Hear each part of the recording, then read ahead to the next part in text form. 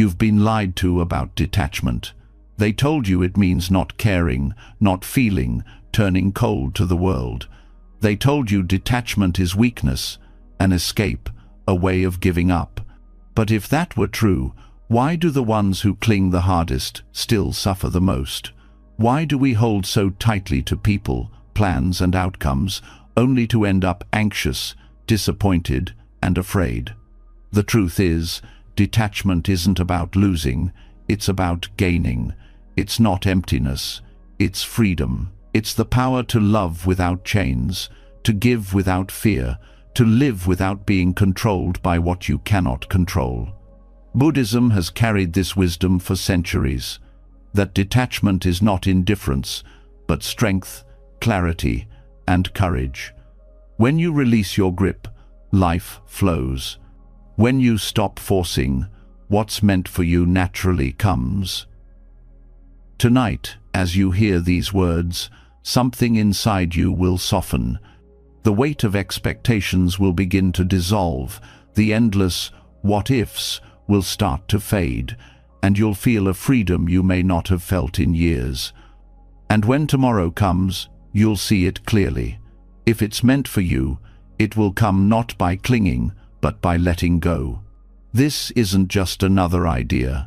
It's a shift in how you live, a doorway to power, to clarity, to peace.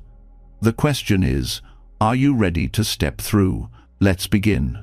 And now that you've opened the doorway into this truth, let us step into the first lesson, one that is often misunderstood, twisted, and misused. Detachment has been given a false face in our modern world, confused with coldness, with apathy, with the shutting down of the heart. Many people hear the word and think it means building walls, caring less, feeling nothing. But this is not detachment, it is indifference. And there is a world of difference between the two. Think of it like this: indifference is a closing, detachment is an opening. Indifference hardens the heart, detachment softens it. Indifference numbs, detachment awakens. When you are indifferent, you turn your back on the world.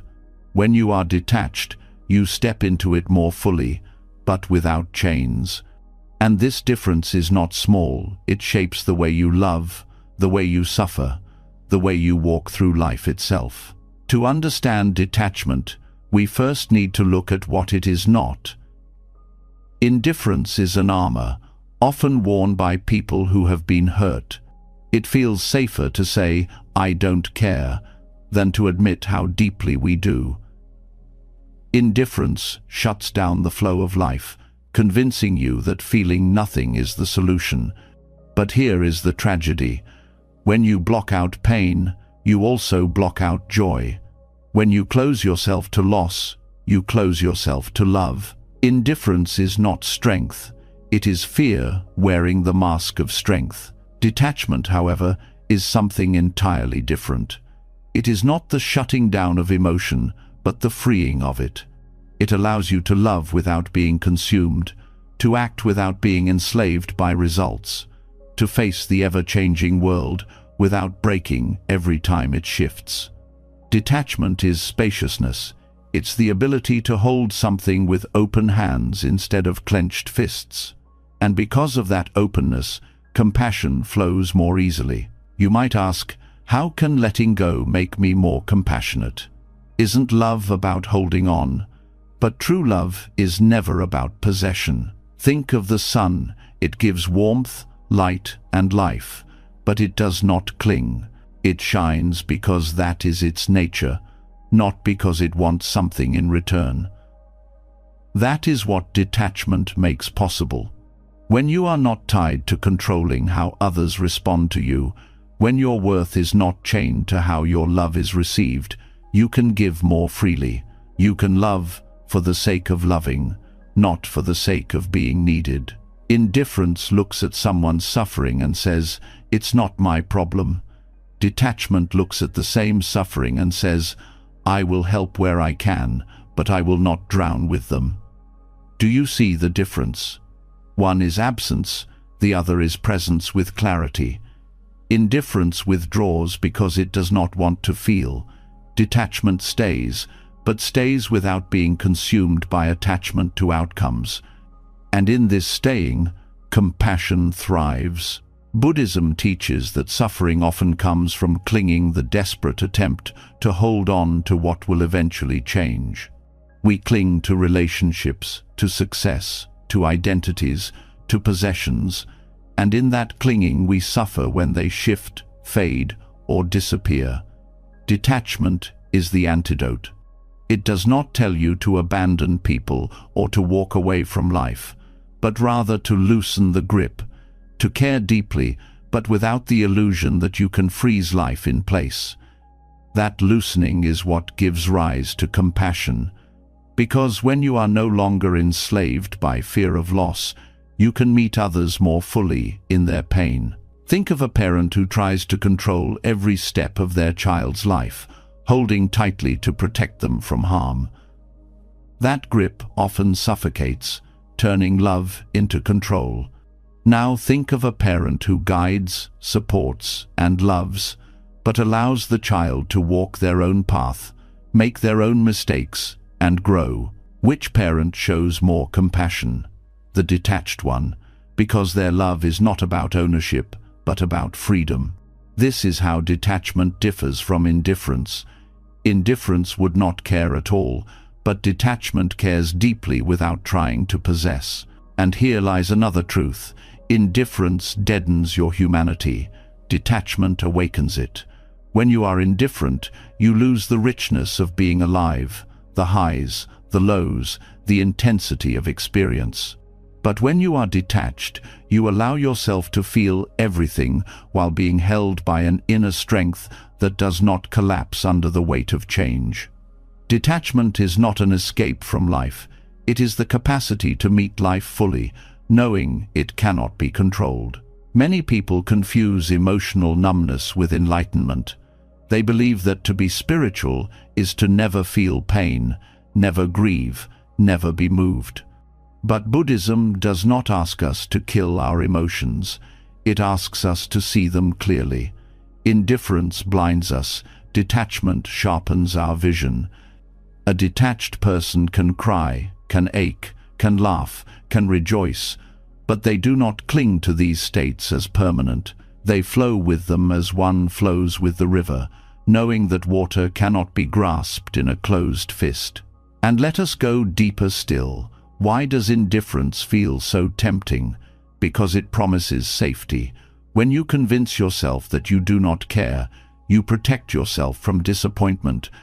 But in protecting yourself from disappointment, you also lock yourself away from connection. You may avoid heartbreak, but you also avoid intimacy. You may avoid failure, but you also avoid growth. The price of indifference is life itself. Detachment, on the other hand, does not promise safety, it promises freedom. Freedom to love without fear, to act without the chains of expectation, to walk through impermanence with grace. And in this freedom, you are not numb, you are more alive than ever. Compassion arises from this freedom because you can meet someone's pain without trying to control it, without needing to fix it for your own comfort. Have you noticed how often people try to solve others' problems, not out of love, but out of discomfort with suffering? Indifference ignores suffering. Control tries to erase it, but detachment allows you to sit with it, to witness it, to help where you can, without needing it to vanish for your own peace of mind. This is why detachment and compassion are inseparable. Buddhism calls this quality karuna, compassion that arises from wisdom. And the wisdom is this: all things change. When you understand this truth, you no longer cling to fixing the unfixable. You love, you help, you serve, but you release the need for the world to bend to your will. This is detachment in its purest form, not coldness, not escape, but a union of clarity and kindness. Indifference creates distance. Detachment creates closeness without chains. When you are indifferent, people feel unseen. When you are detached, people feel free.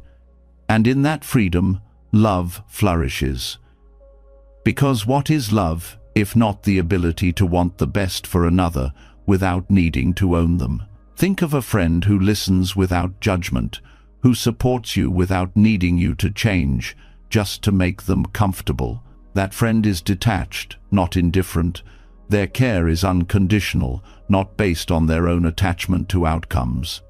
Compare that to someone who withdraws because they don't want to get involved. That is indifference, and it leaves you feeling abandoned. Life offers us endless chances to practice this difference. In work, detachment allows us to give our best without being crushed by failure or swollen by success. In love, detachment allows us to cherish someone fully without fearing their loss as the end of our world. In personal growth, detachment allows us to strive without despair when progress is slow.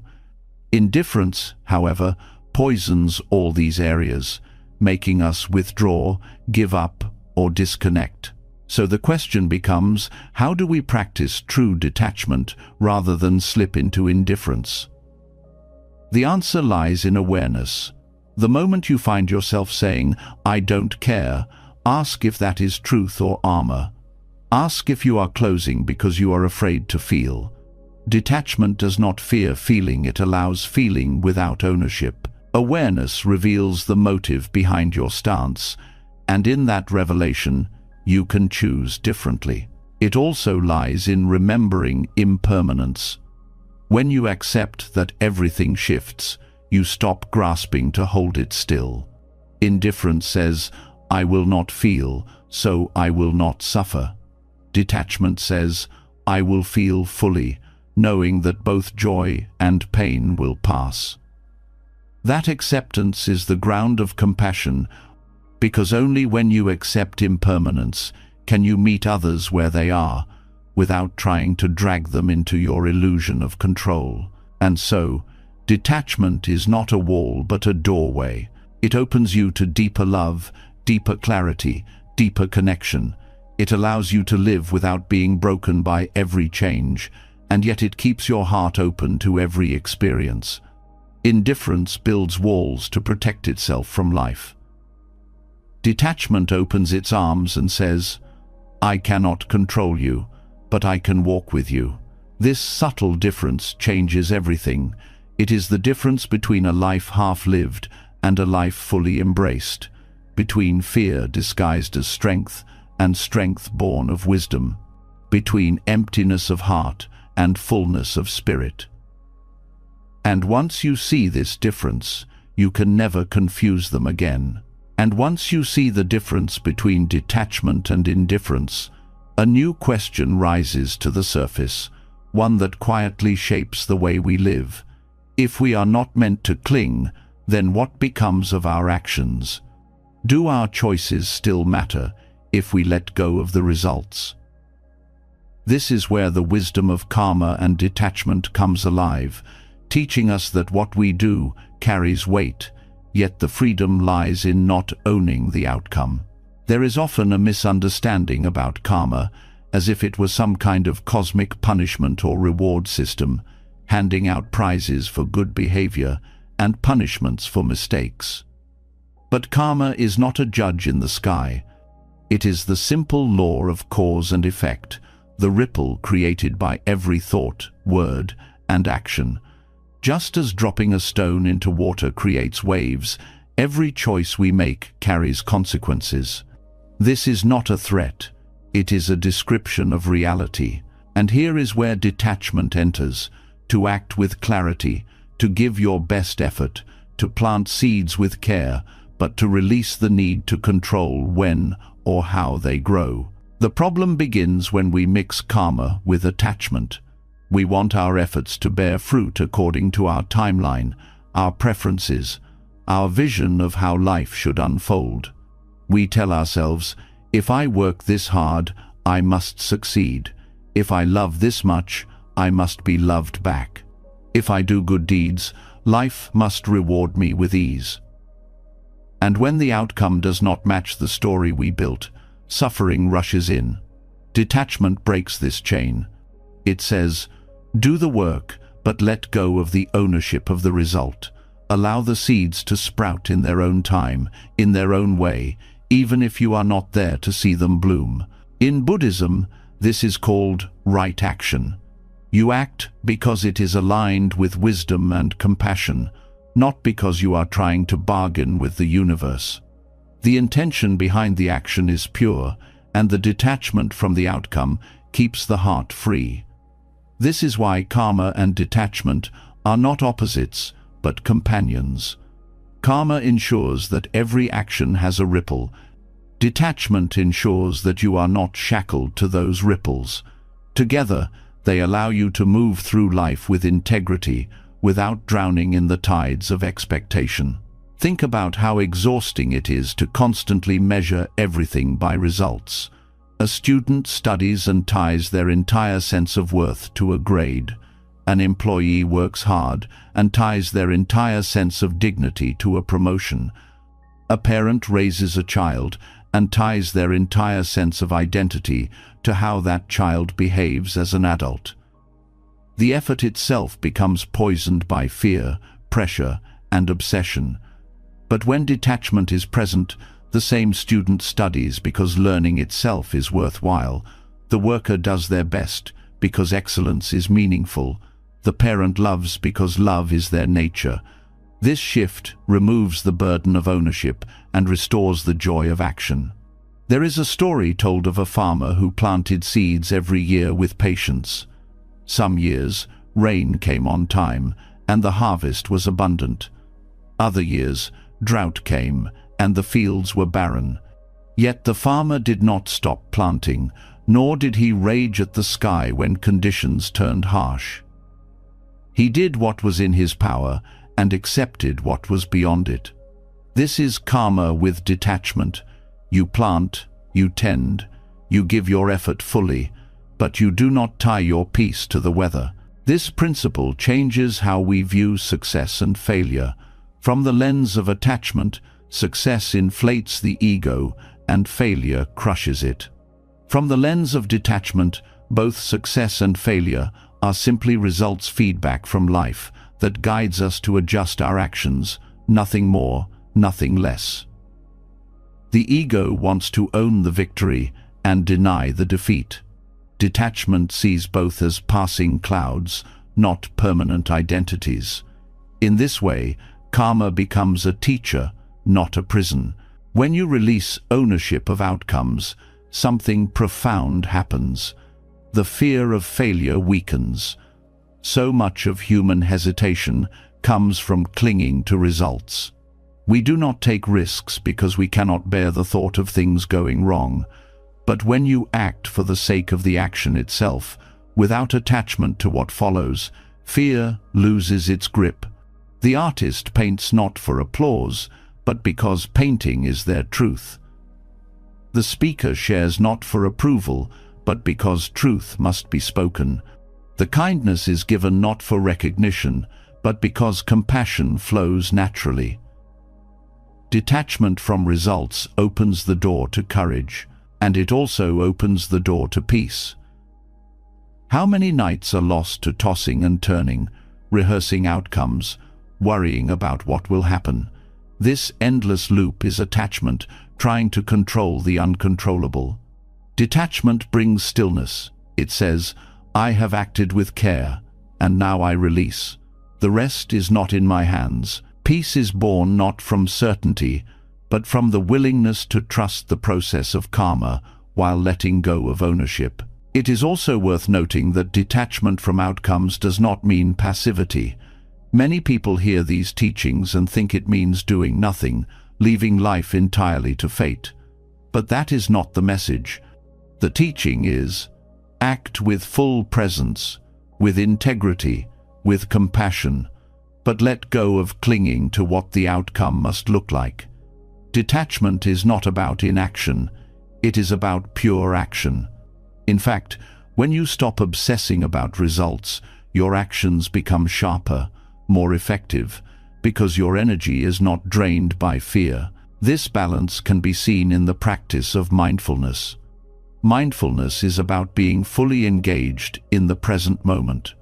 Whether you are cooking, working, or listening to a friend, the act itself is complete. It does not need to be measured by the outcome. A mindful cook prepares food with love and attention, regardless of whether others praise the dish. A mindful worker gives their best to the task, regardless of whether credit is received. Karma will carry the ripples of these actions, but detachment keeps the heart from being enslaved by them. The Buddha once taught that clinging to the fruits of action is like holding a torch against the wind. You may succeed for a while, but eventually you will burn yourself. Detachment is like placing the torch inside a lantern. It still shines, it still lights the path, but it does not scorch the one who carries it. Actions done without clinging are safer, purer, and ultimately more powerful. In relationships, this principle is life-changing. How often do we act with strings attached? We give affection, expecting it to be returned. We do favors, expecting gratitude. We listen, expecting to be heard in return. When those expectations are unmet, resentment grows. This is the shadow of attachment. Detachment allows us to love and serve without keeping score. Karma ensures that love and kindness ripple into the world in some form, but detachment frees us from demanding how or when those ripples return to us. In this way, our relationships become cleaner, lighter, and freer of hidden contracts. Detachment also transforms how we view justice. Many times, people act kindly and feel bitterness when their kindness is not recognized, or when others act unfairly and appear to prosper. Karma reminds us that no action disappears. Every cause has an effect, even if unseen. Detachment reminds us not to obsess over whether the scales balance before our eyes. Together, they teach us patience. You do what is right, not for the guarantee of reward, but because it is right. And you trust that life carries its own balance in time. This way of living also prevents burnout. Attachment to results is one of the main causes of exhaustion. Activists burn out when their efforts for change do not produce immediate transformation. Workers burn out when years of effort do not yield the recognition they hoped for. Parents burn out when their sacrifices are not met with gratitude. Detachment from outcomes allows effort to be sustained because the effort itself becomes the reward. You act from alignment with values, not from the hunger for results. And this alignment has its own energy, a renewable source that does not run dry. The harmony of karma and detachment is also deeply practical in daily life. Consider someone planting a garden. They choose the soil carefully, water regularly, tend the plants with patience. That is karma, cause and effect in action. But they also know that rain, sun, and seasons play their part. To demand that the flower bloom today, on their terms, would only bring frustration. To do the work and trust nature is detachment. And when the flower finally blooms, they rejoice without saying, "It bloomed only because of me." They honor both their effort and the forces beyond their control. This practice brings humility. When you are attached to outcomes, you take ownership of everything. I alone caused this success. I alone am responsible for this failure. But the truth is more complex. Countless factors play into every result. Detachment helps you recognize your role without inflating it. You did your part, and life did its part. This humility keeps pride in check when success comes, and softens self-blame when failure arrives. And with humility comes compassion for others. When you are attached to results, it is easy to judge others harshly, assuming that their failure is due to laziness or that their success means they are more deserving. But when you understand the balance of karma and detachment, you see that outcomes are the product of many forces. This perspective softens judgment and opens space for kindness. Detachment also frees you from the endless cycle of comparison. When you measure your worth by results, you constantly compare yourself with others who has more money, more recognition, more achievements. But when your focus shifts to pure action, the comparison loses its weight. You are not acting to prove your worth. You are acting because the action itself is aligned with truth. This dissolves envy and insecurity, replacing them with contentment. Another gift of this practice is resilience. Detachment does not prevent difficulties, but it changes your relationship to them. You can face setbacks without collapsing, because your peace is not chained to outcomes. You can continue acting, continue planting seeds, even when the harvest is delayed. This resilience is not cold endurance, it is a steady strength, born from the trust that actions matter, even when results are beyond your control. And there is one more layer to this teaching. Freedom from ownership also means freedom from guilt. Many people carry heavy burdens of regret, replaying the past, obsessing over results they could not control. Detachment allows you to see that you acted with the knowledge and capacity you had at the time, that outcomes are not fully yours to own. This perspective does not excuse harmful actions, but it releases unnecessary suffering from clinging to what cannot be undone. It allows learning, growth, and release. To live with karma and detachment is to live with both responsibility and freedom. Responsibility, because you know that your actions ripple. Freedom, because you release ownership of how those ripples return. This is the middle path, neither passive resignation nor obsessive control. It is a life of engagement without bondage, action without chains, love without fear. And when this way of living settles into the heart, the constant noise of what if and what next begins to quiet. The mind no longer demands guarantees.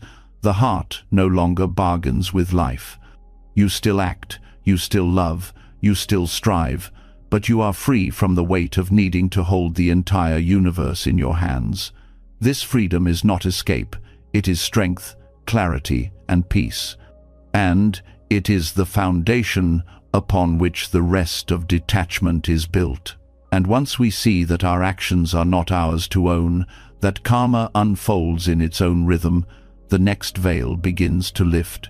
If detachment means acting without clinging to results, then why do we still find ourselves restless, tapping our feet, asking when? When will my efforts bear fruit? When will love come? When will success finally arrive? This obsession with timing becomes its own chain, a silent form of attachment that robs us of peace even when we are doing everything right. The mind does not only cling to outcomes, it clings to clocks. There is a hidden anxiety buried in the question of when. It whispers that life is not moving fast enough, that we are falling behind, that something is missing until the future delivers what we crave. And yet the future never arrives in the way we demand.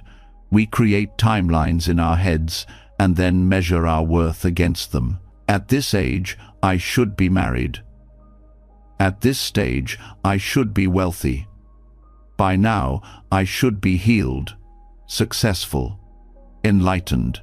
Each timeline becomes a ruler, and the more we measure ourselves against it, the smaller we feel. This pressure is not born from truth, it is born from attachment to when. Buddhism points to this as another face of craving. Desire often hides behind urgency, convincing us that peace will only come once certain conditions are met. But detachment from timelines dissolves this illusion. Life has never followed our calendars. It has always moved with its own seasons. Seeds sprout when conditions are right, not when we shout at the soil. A wound closes when the body is ready, not when the mind demands. To cling to when is to fight the natural unfolding of things, And this fight is what exhausts us. The mind believes that by obsessing over timing, it can control it. But time is not a servant. No amount of pacing, worrying, or planning can force the river to flow faster. And the paradox is that the more we cling to the question of when, the further peace slips away. When we let go of timelines, we step into trust. Not blind trust, but the recognition that life ripens in its own rhythm. This trust is not laziness, it is clarity. It allows us to act, to plant, to prepare, but without the poison of impatience. This attachment to timing also feeds comparison. We look at the lives of others and feel that we are late, that somehow they are ahead while we lag behind. But life is not a race, and each path has its own timing. Detachment teaches us that another person's season of harvest does not mean our soil is barren. It only means our season has not yet come. To force a bloom before its time only damages the plant. In the same way, to force ourselves into a timeline that does not belong to us only creates pain. When we release the grip on when, something surprising happens. We begin to notice the present. All the waiting, all the rushing, blinds us to what is already here. The obsession with the future steals the richness of now. Detachment from timelines returns us to the only place we can actually live the present moment. And in this moment, we often discover that the peace we were waiting for is already available, if only we stop demanding that life move faster. There is also a subtle arrogance hidden in timeline attachment.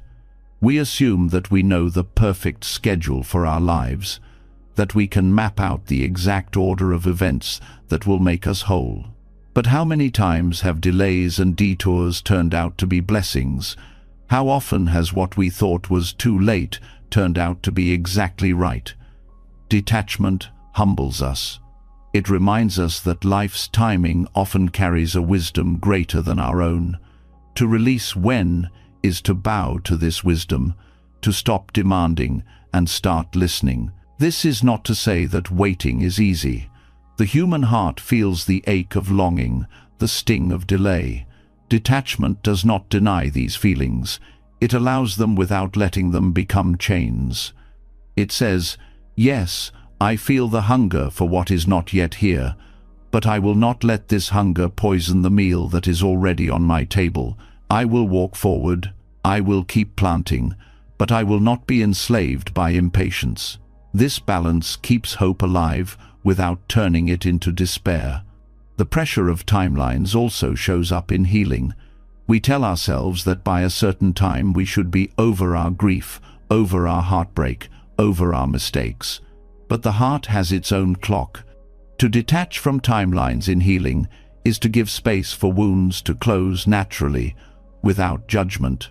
Forcing speed only deepens the cut. Allowing time without clinging gives rise to gentleness, which is itself part of healing. In spiritual practice, timeline attachment becomes another trap.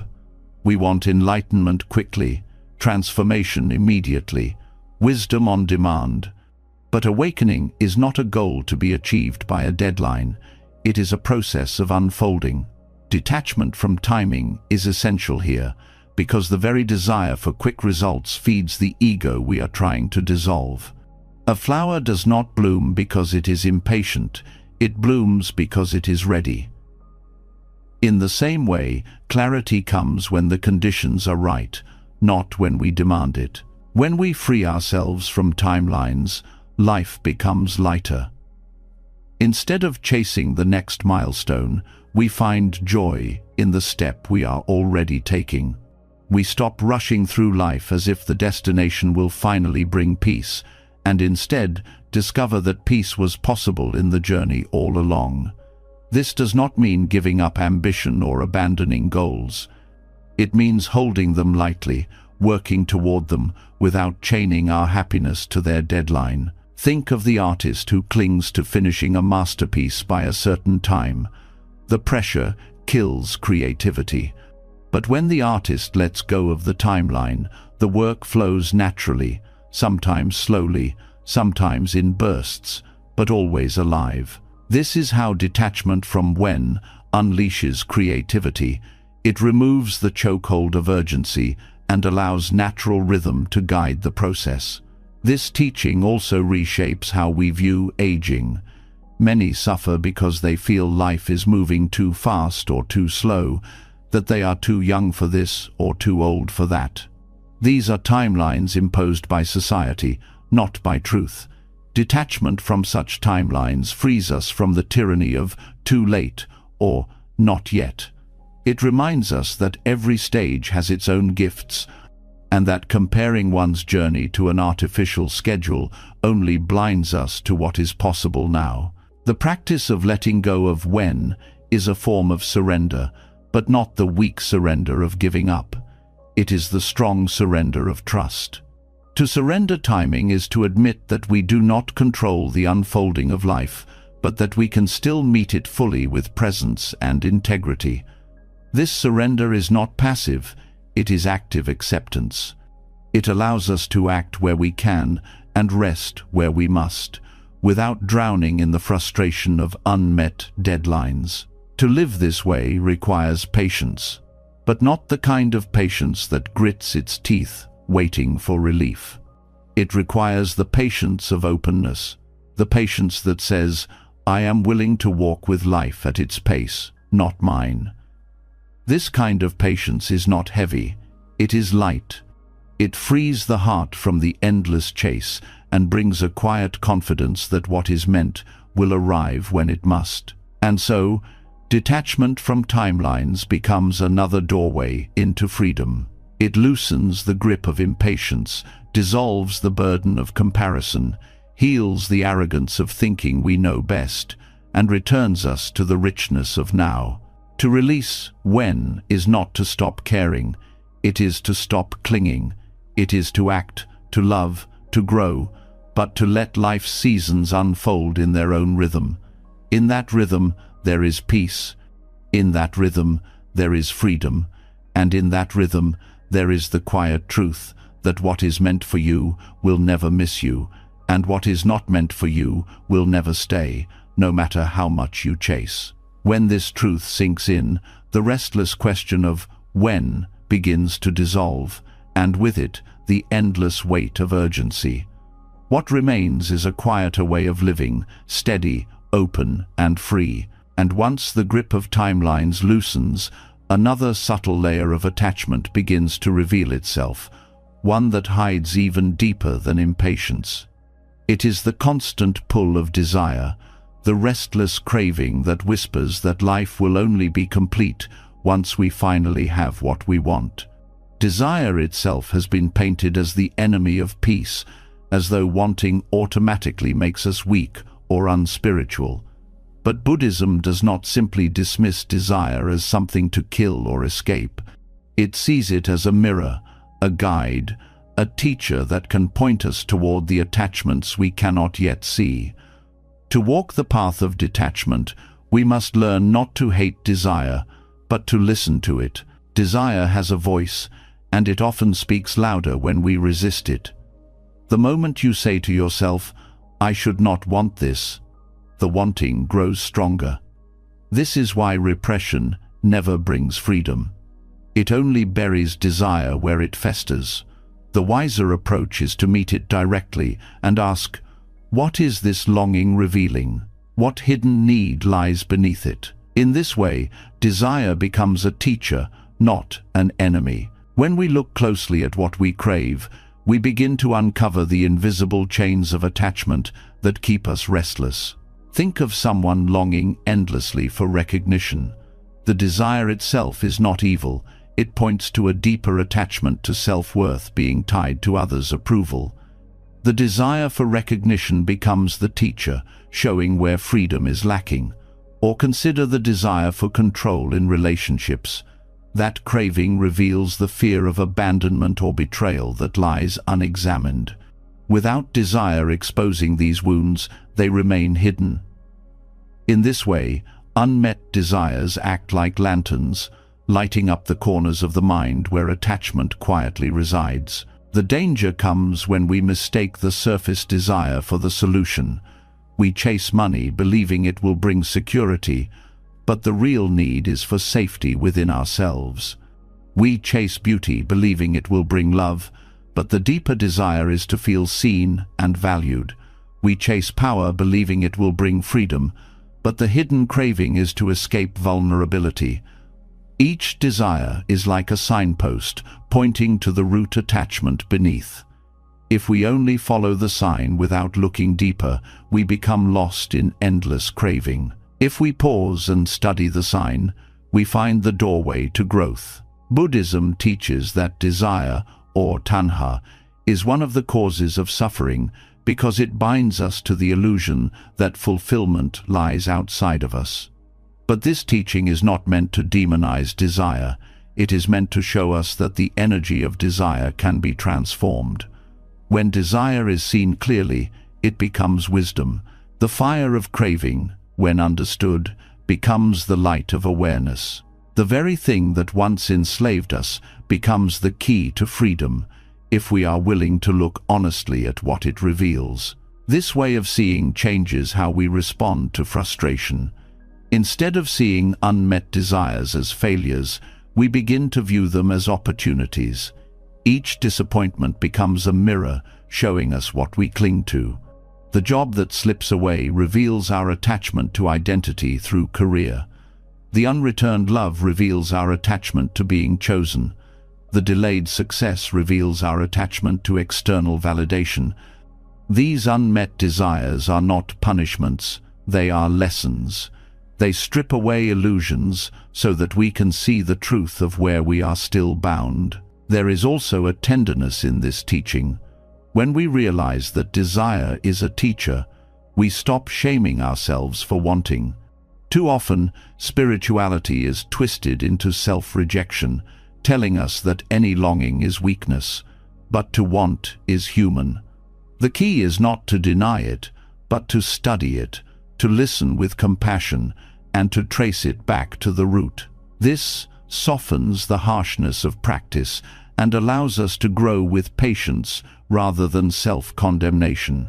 Desire can also teach us about impermanence. Notice how the object of craving shifts over time.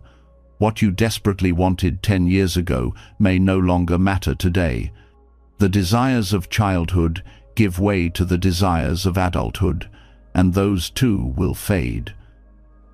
By watching the changing face of desire, we learn that no object of craving can be the ultimate answer.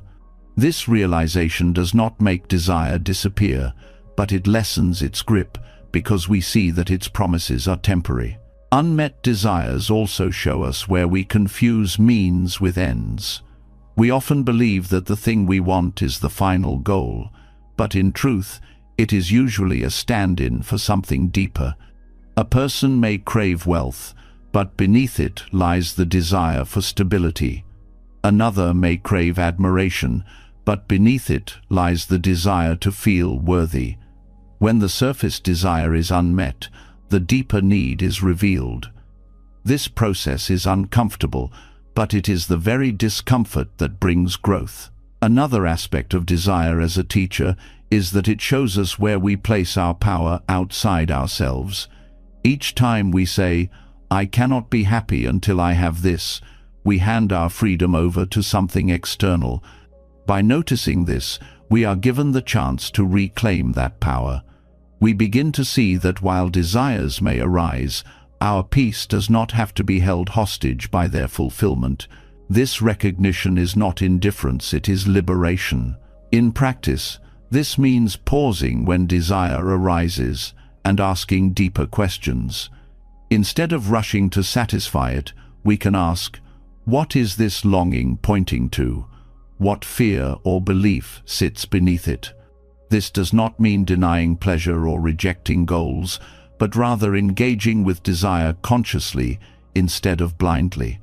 A desire may still be pursued, but now it is pursued with awareness rather than compulsion. This difference changes everything. It also reshapes how we view failure. If desire is only an enemy, then failure is unbearable, because it means we are trapped in craving with no escape.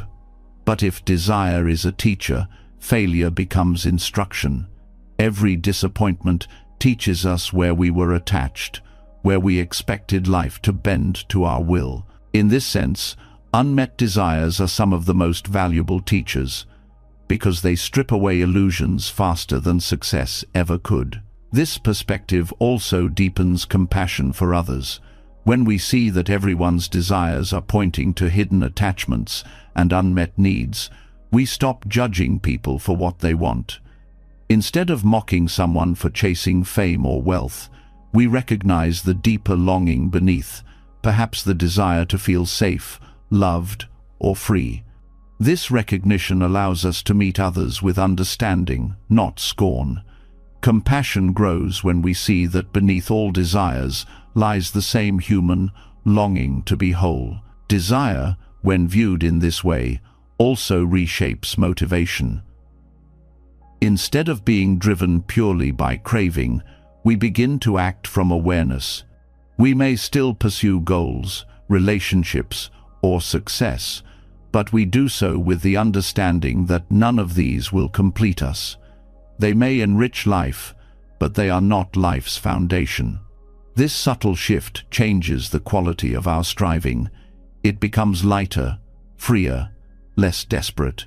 We engage fully, but without the illusion that fulfillment depends on the outcome. In spiritual practice, unmet desires are often the turning points that push seekers deeper. A meditator may desire blissful states, only to discover that clinging to them blocks true awakening. A devotee may desire visions or signs, only to find that chasing them distracts from genuine transformation. In these cases, desire itself becomes the obstacle and the teacher simultaneously. By confronting the craving for spiritual highs, the practitioner learns that true freedom lies beyond all grasping. This process is not about erasing desire but transforming the relationship to it. When desire arises, instead of saying, "This is bad," we say, "This is a lesson." Each longing becomes a question. What is this pointing to? Where am I still holding on? What illusion am I feeding? By turning desire into inquiry, the same force that once enslaved us now becomes fuel for awakening. There is also beauty in recognizing that desire is what draws us to the path in the first place. The desire for truth, the longing for peace, the hunger for freedom, these too are desires. Without them, we would not begin the journey at all. Buddhism does not ask us to extinguish this spark. It asks us to refine it. Over time, crude desires for fleeting things transform into noble desires for wisdom and compassion. Desire evolves, and in its evolution, it guides us closer to freedom. Detachment from desire, then, is not a denial of life's longings. It is the art of holding them lightly, listening to them, learning from them, and releasing the illusion that they hold the key to our wholeness. Desire is not the enemy. Ignorance of desire is. When we see it clearly, we are no longer trapped by it. We can honor its teaching and let it go, moving with greater clarity and peace. And so, the lesson unfolds. Unmet desires are not curses, they are guides. They shine a light on the attachments we must face, the illusions we must dissolve, the truths we must embrace. To treat desire as a teacher is to transform every craving, every frustration, every disappointment into an opportunity for wisdom. And this wisdom, when lived, becomes the foundation for deeper freedom, the kind that no fulfilled desire could ever give. And after seeing how desire itself can become a teacher, a deeper question arises. Who is it that desires? Who is it that claims ownership over longings, failures, and even progress on the path? Beneath every craving, every attachment, every illusion, there is a subtle voice whispering, "This is me. This is who I am." It is the voice of identity, the mask of ego, and perhaps the most difficult attachment to loosen, because unlike possessions or relationships, identity feels inseparable from existence itself. We can see the danger of clinging to wealth. We can see the pain of clinging to timelines, but clinging to identity hides itself so well that we often mistake it for truth. The ego's most clever disguise shows up in spiritual growth itself. We begin the path sincerely, wanting to be free of suffering, wanting to understand life more deeply.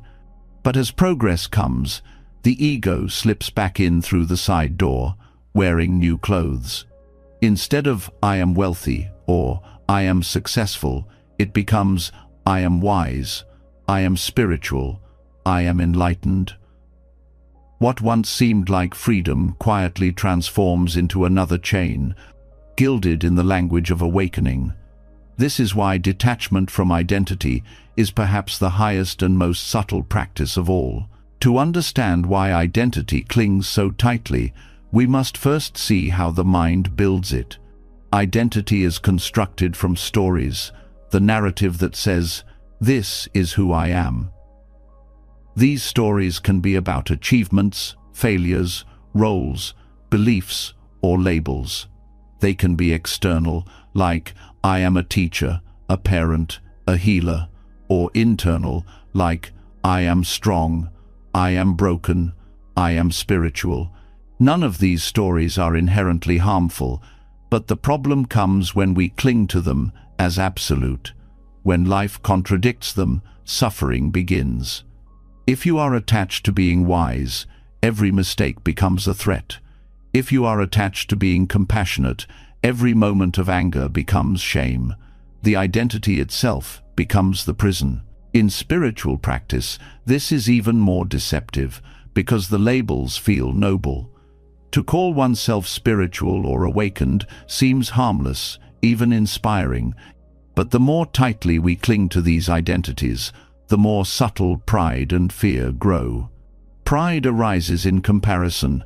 "I am more awakened than others." Fear arises in insecurity. "What if I lose my progress? What if people no longer see me as spiritual?" Both pride and fear reveal attachment. The self-image of being spiritual becomes a burden rather than a liberation. Detachment from identity does not mean erasing individuality. It means loosening the grip on the stories we tell ourselves, recognizing that they are temporary roles, not permanent truth. Just as we outgrow clothes, we outgrow identities. But when we cling to them, we refuse to grow. The irony is that in the name of growth, many people become stuck in the identity of the one who grows. In chasing spirituality, they cling to the image of being spiritual and block the very freedom they seek. The Buddha warned against this subtle trap, calling it Sakkaya Ditthi, the view of self. He taught that suffering continues as long as we cling to I, me, mine. Even the attachment to "I am awakened" is still a form of bondage.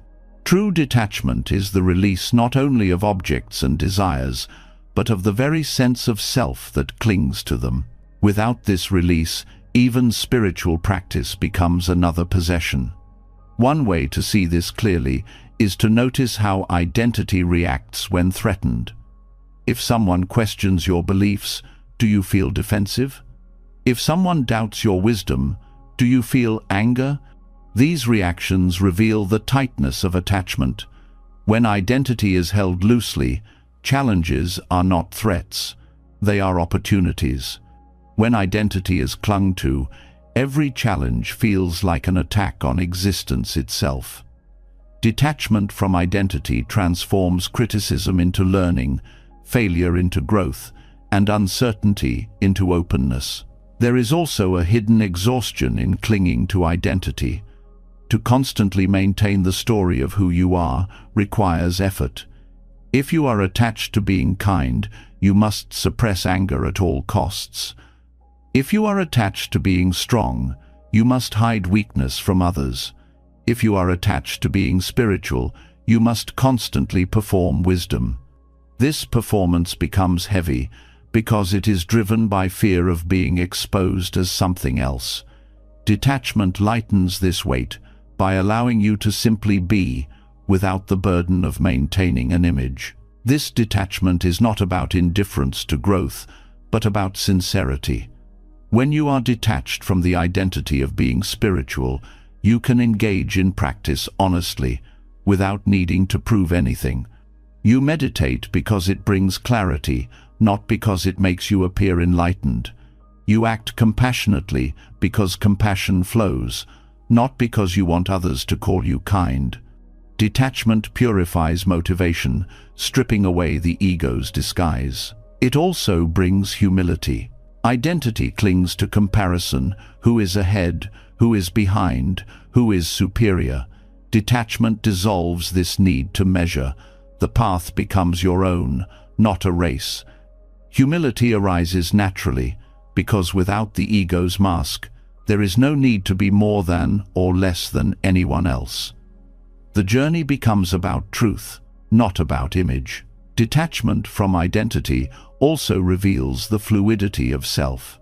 When we stop clinging, we begin to see that identity is not fixed, but shifting. You are not the same person you were yesterday, nor will you be the same tomorrow. Roles, beliefs, emotions, and qualities rise and fall like waves. To cling to any one wave is to drown. To detach is to rest in the ocean itself, the deeper awareness that holds all waves, but is bound by none. This insight transforms suffering. Much of pain comes from the belief that this is me. If you identify with sadness, you say, I am sad, and the sadness feels permanent. If you identify with failure, you say, I am a failure, and the weight becomes unbearable. But when identity loosens, sadness becomes, sadness is here. Failure becomes, failure has happened. The experience is still real, but it is no longer the definition of self. This subtle shift opens space for healing, because the self is no longer trapped in a single moment. The danger of ego disguised as spirituality is that it blocks this shift. Instead of dissolving identity, it replaces one mask with another. The mask of wisdom, the mask of purity, the mask of enlightenment. These masks can be harder to drop than worldly ones, because they seem virtuous. But they are still masks, and they still bind. True detachment requires the courage to even let go of the identity of being someone who has let go. This courage is not small. To loosen identity feels like death, because the ego whispers that without it, nothing remains. But what actually falls away is not life, but illusion. What remains is awareness itself, the witness that has always been present, beyond all roles and labels. To rest in this awareness is the essence of detachment from identity. It is not nothingness, but spaciousness, not absence, but freedom. And here lies the paradox. Only when we release the need to be spiritual do we embody true spirituality. Only when we stop clinging to the image of awakening do we awaken. Detachment from identity clears the path of subtle ego traps and allows practice to become what it was always meant to be: a return to simplicity, a return to clarity, a return to freedom beyond names and masks. When this truth is lived, even the phrase, "I am spiritual," loses its grip. There is no longer a need to declare, to compare, to perform. There is only the ongoing unfolding of awareness, silent and steady. And in this unfolding, the ego's disguise falls away, revealing that freedom was never about building a perfect identity, but about letting go of the need for one at all. And when the masks of identity begin to fall away, something even more profound becomes clear. All the roles we cling to, all the stories we tell ourselves, all the images we build are held together by a fragile thread, the illusion that anything can last. Beneath every attachment, whether to people, success, status, or even to the idea of ourselves, lies a refusal to face the truth of impermanence. Nothing we touch, no matter how beautiful or painful, will remain unchanged. The ego resists this truth because it wants stability, it wants permanence, it wants guarantees. But the heart finds its deepest freedom the moment it accepts that everything good or bad will pass. Impermanence is not a punishment, it is the very nature of life. Every breath we take is proof. Inhaling cannot last, it must give way to exhaling. The seasons shift, the body ages, relationships evolve, and moments vanish as soon as they arrive. To resist this truth is to live in constant struggle. To accept it is to be liberated from the fear of loss and the obsession with control. The essence of suffering is not that things change, but that we expect them not to. This acceptance transforms how we relate to joy. When we cling to happiness as if it must last forever, we poison it with fear. We cannot fully enjoy a beautiful moment because we are already grieving its end. But when we embrace impermanence, we savor joy without chains. A moment of laughter, a sunset, a touch all become precious not because they will last, but because they will not. The awareness of impermanence turns ordinary experiences into treasures. Gratitude flows naturally, because nothing is taken for granted. It also transforms how we hold pain. When suffering comes, the mind often says, "This will never end," and despair grows heavy. But impermanence reminds us that even the sharpest pain softens with time. No emotion, no matter how intense, can stay forever. Accepting this truth gives us the patience to endure without collapsing. Pain is still real, but it is no longer eternal in our minds. This simple shift dissolves much of the hopelessness that feeds suffering. Impermanence also reshapes our relationships. So often, conflict arises because we treat people as though they will never change. We expect them to remain the same, to hold the same opinions, to play the same roles in our lives. But every person is in motion, just like us. To accept impermanence is to honor this motion, to allow people the space to evolve. Love becomes freer because it is not chained to rigid expectations. Loss becomes gentler because we knew all along that nothing could be held forever. Instead of clinging, we learn to appreciate. The fear of death itself softens in the light of impermanence. What frightens us is not only the end, but the illusion that death is unnatural. Yet everything in life points toward this truth.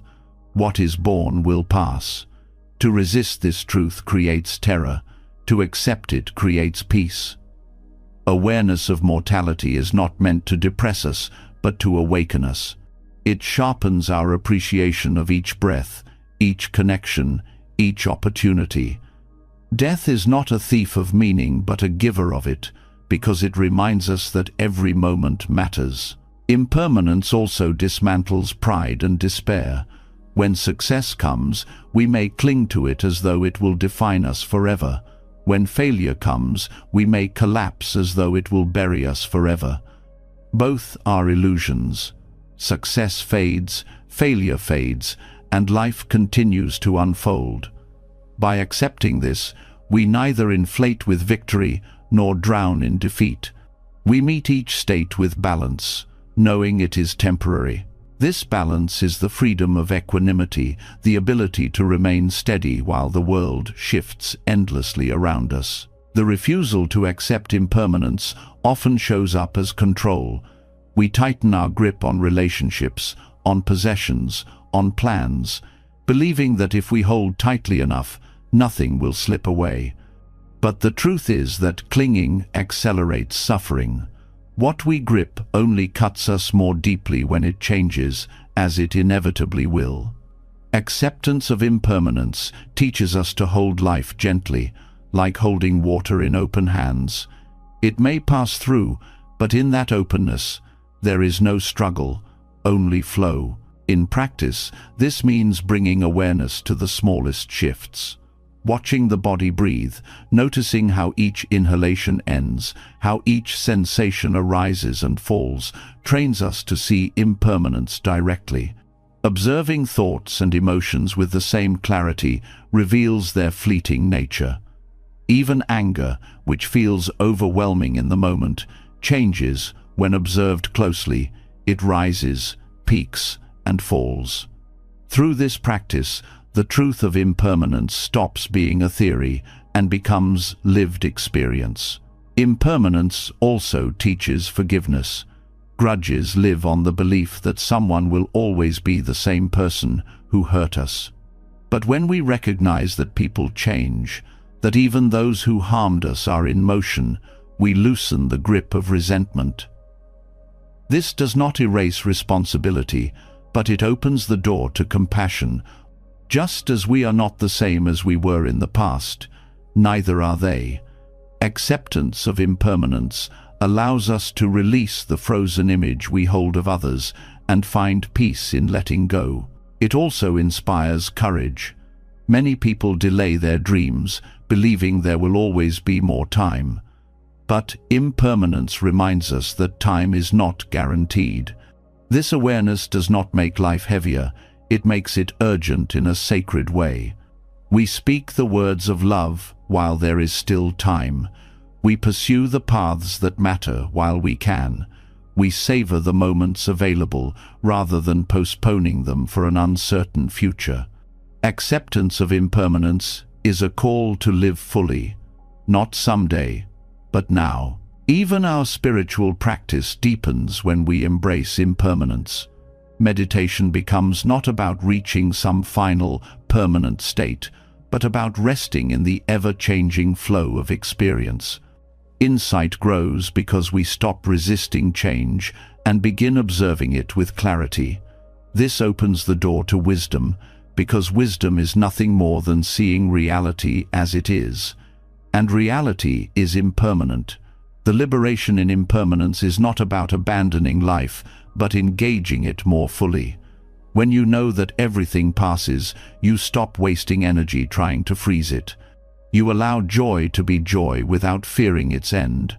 You allow grief to be grief without believing it will destroy you. You allow love to be love without trying to own it forever.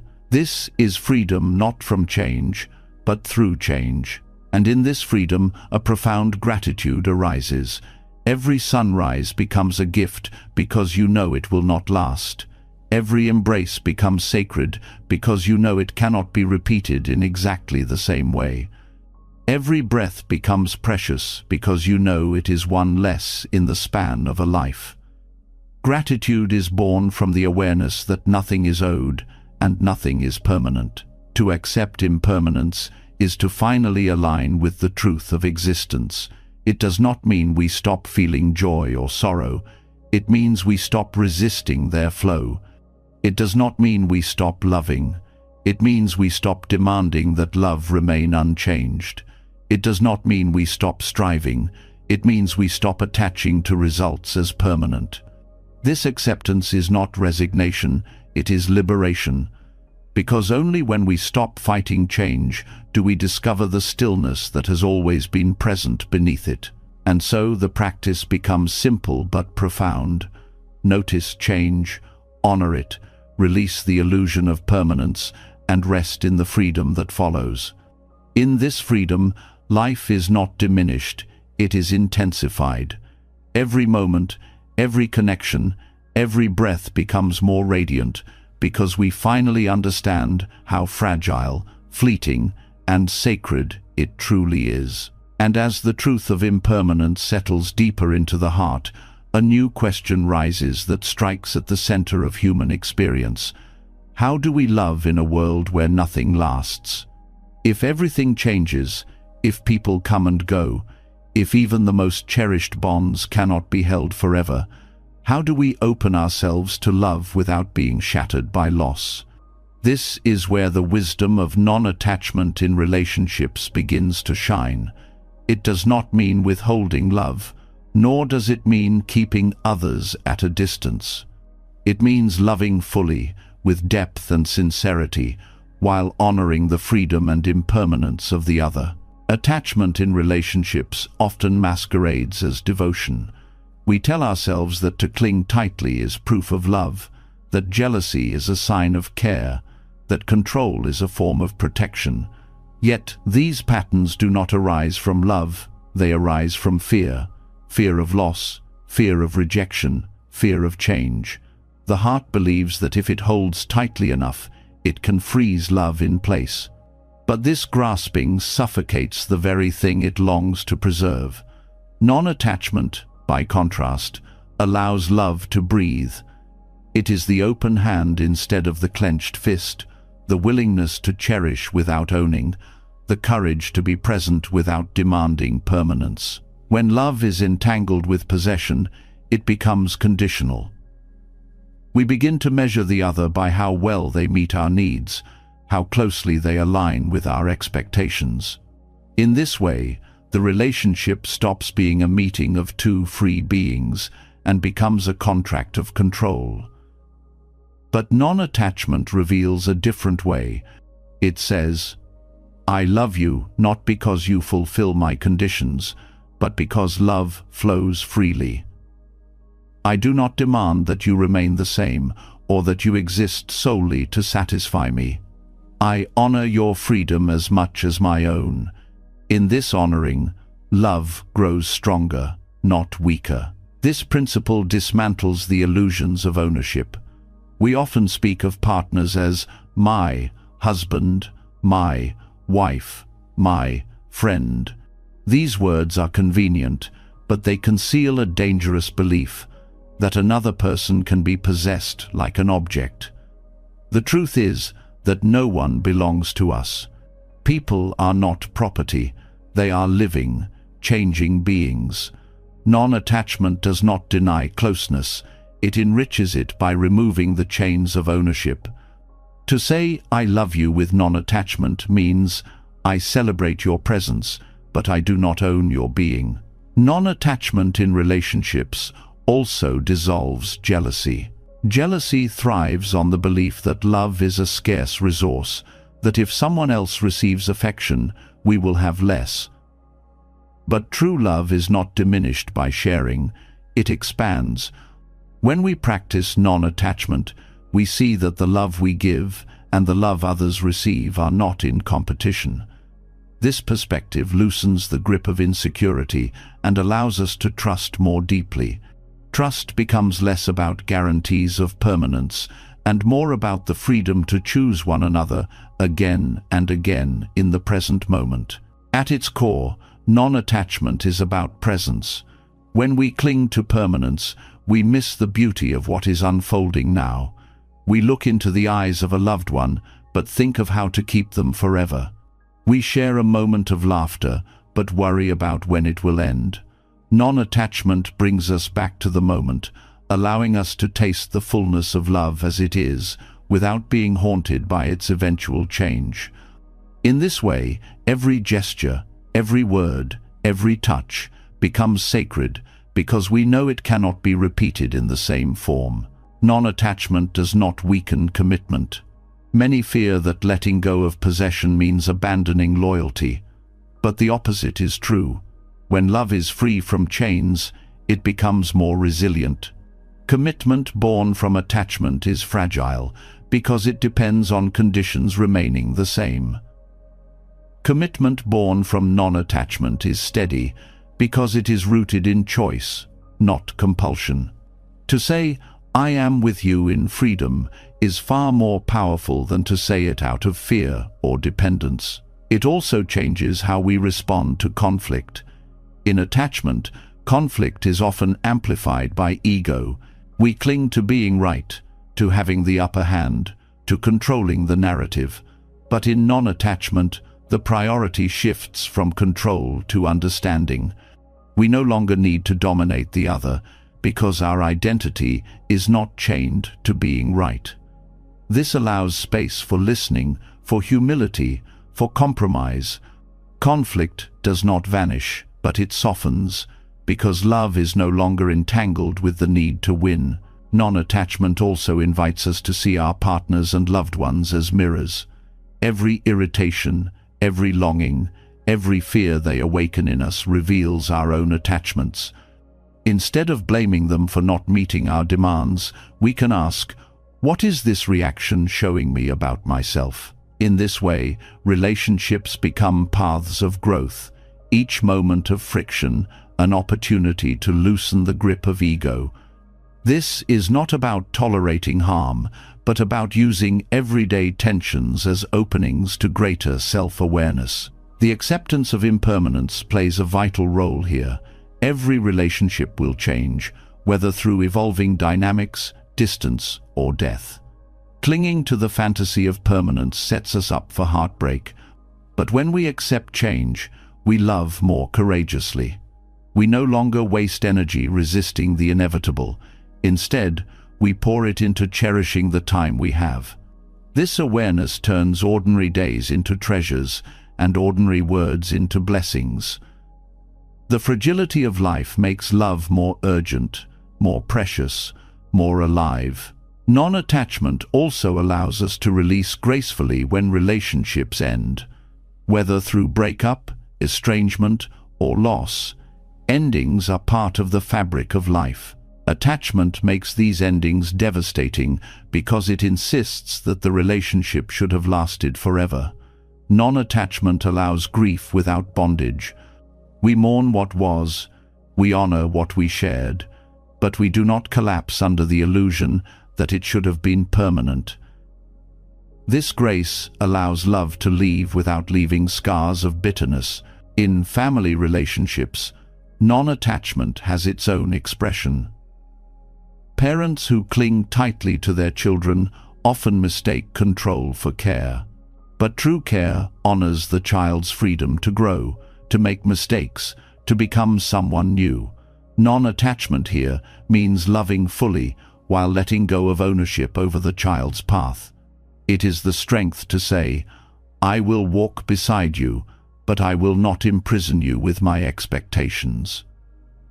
This freedom allows love between parent and child to mature into respect rather than suffocation. Friendships too benefit from this wisdom. Friends may drift apart, grow in different directions, or reconnect after years apart. Attachment tries to freeze the bond, demanding constant closeness. Non-attachment accepts the ebb and flow, trusting that true friendship is not defined by frequency, but by sincerity. This acceptance removes the guilt and pressure that often burden friendships, allowing them to breathe and evolve naturally. Even romantic love, often seen as the pinnacle of attachment, becomes deeper in non-attachment. Instead of consuming passion that burns out in jealousy and control, love becomes a steady flame, nourished by freedom. You can adore someone without needing to own them, desire them without fearing their absence, care for them without trying to control their choices.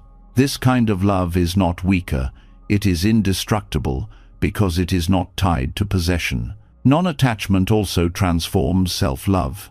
Many people treat themselves as possessions, demanding perfection, clinging to rigid self-images. By practicing non-attachment toward ourselves, we allow space to grow and change without judgment. This self-freedom strengthens all other relationships, because the less we cling to an identity, the less we demand others to validate it. Ultimately, non-attachment in relationships teaches us that love is not about holding on, but about letting flow. It is not about security through control, but about trust through presence. It is not about permanence, but about depth in the moment. This kind of love may not look like the fairy tales of possession, but it carries a truth far more enduring. It is the love that remains even when circumstances shift, even when forms dissolve, because it is not bound to conditions, it is rooted in freedom. To love without possessing is to love with open eyes. It is to see the fragility of life and choose to pour yourself into it anyway. It is to know that nothing lasts forever, and yet to give yourself fully in each moment. This is not lesser love, it is greater love, purified of fear and control. It is the love that heals, the love that liberates, the love that does not bind but sets free. And in this freedom, love reaches its truest form. And after discovering the freedom of loving without possession, there is still a truth that refuses to be ignored. No matter how much wisdom we gather, no matter how gently we loosen our grip, life still cuts us open, loss still comes, disappointment still arrives, the heart still aches. It is easy to embrace detachment when things flow smoothly, but it is in suffering that the true depth of detachment is tested. Pain is not an obstacle on the path, it is often the very doorway. For many, the lessons that books cannot teach, the moments of stillness cannot reveal, suffering itself delivers with unshakable clarity. Suffering reveals what we cling to. A broken heart exposes the way we tied our worth to another's presence. Financial loss exposes the way we built our identity around stability and success. Illness exposes the way we assumed control over the body's fate. Without suffering, these attachments remain hidden, comfortably tucked away beneath routine. But when the ground is pulled out from under us, the chains rattle loudly, and we finally see what we have been gripping all along. This is why pain becomes such a powerful teacher. It forces us to confront illusions we would rather avoid. We do not want to admit that nothing lasts. We do not want to face that we cannot control others. We do not want to accept that even the body will one day fail. Yet, when suffering arrives, these truths stand before us with undeniable force. To resist them is to multiply the pain. To accept them is to begin to awaken. It is often said in Buddhist teaching that pain is inevitable, but suffering is optional. Pain is the raw experience, loss, illness, rejection, aging. Suffering is what the mind builds around it. The resistance, the refusal, the story of why me, and this should not be happening. Detachment begins when we separate the two. Pain will arise, but suffering need not dominate us. By learning from pain, instead of resenting it, we discover the doorway into freedom. Consider grief. When someone we love dies, the pain is real and sharp. But the suffering often comes from the demand that they should still be here, that life should have given us more time, that death should have waited. This resistance to impermanence tightens the wound. Yet those who allow grief to flow, who do not resist its waves, often emerge with a deeper appreciation for life, with a gentler love, with less fear of endings. The loss did not destroy them, it reshaped them. Suffering cracked the shell of attachment and revealed a wider horizon. Suffering also humbles the ego. When life is comfortable, the ego thrives on illusions of control. We convince ourselves that we are the architects of our destiny, that we can hold everything together by sheer effort. But suffering strips away this arrogance. It shows us how fragile we are, how dependent, how interconnected. And in this humility, compassion arises.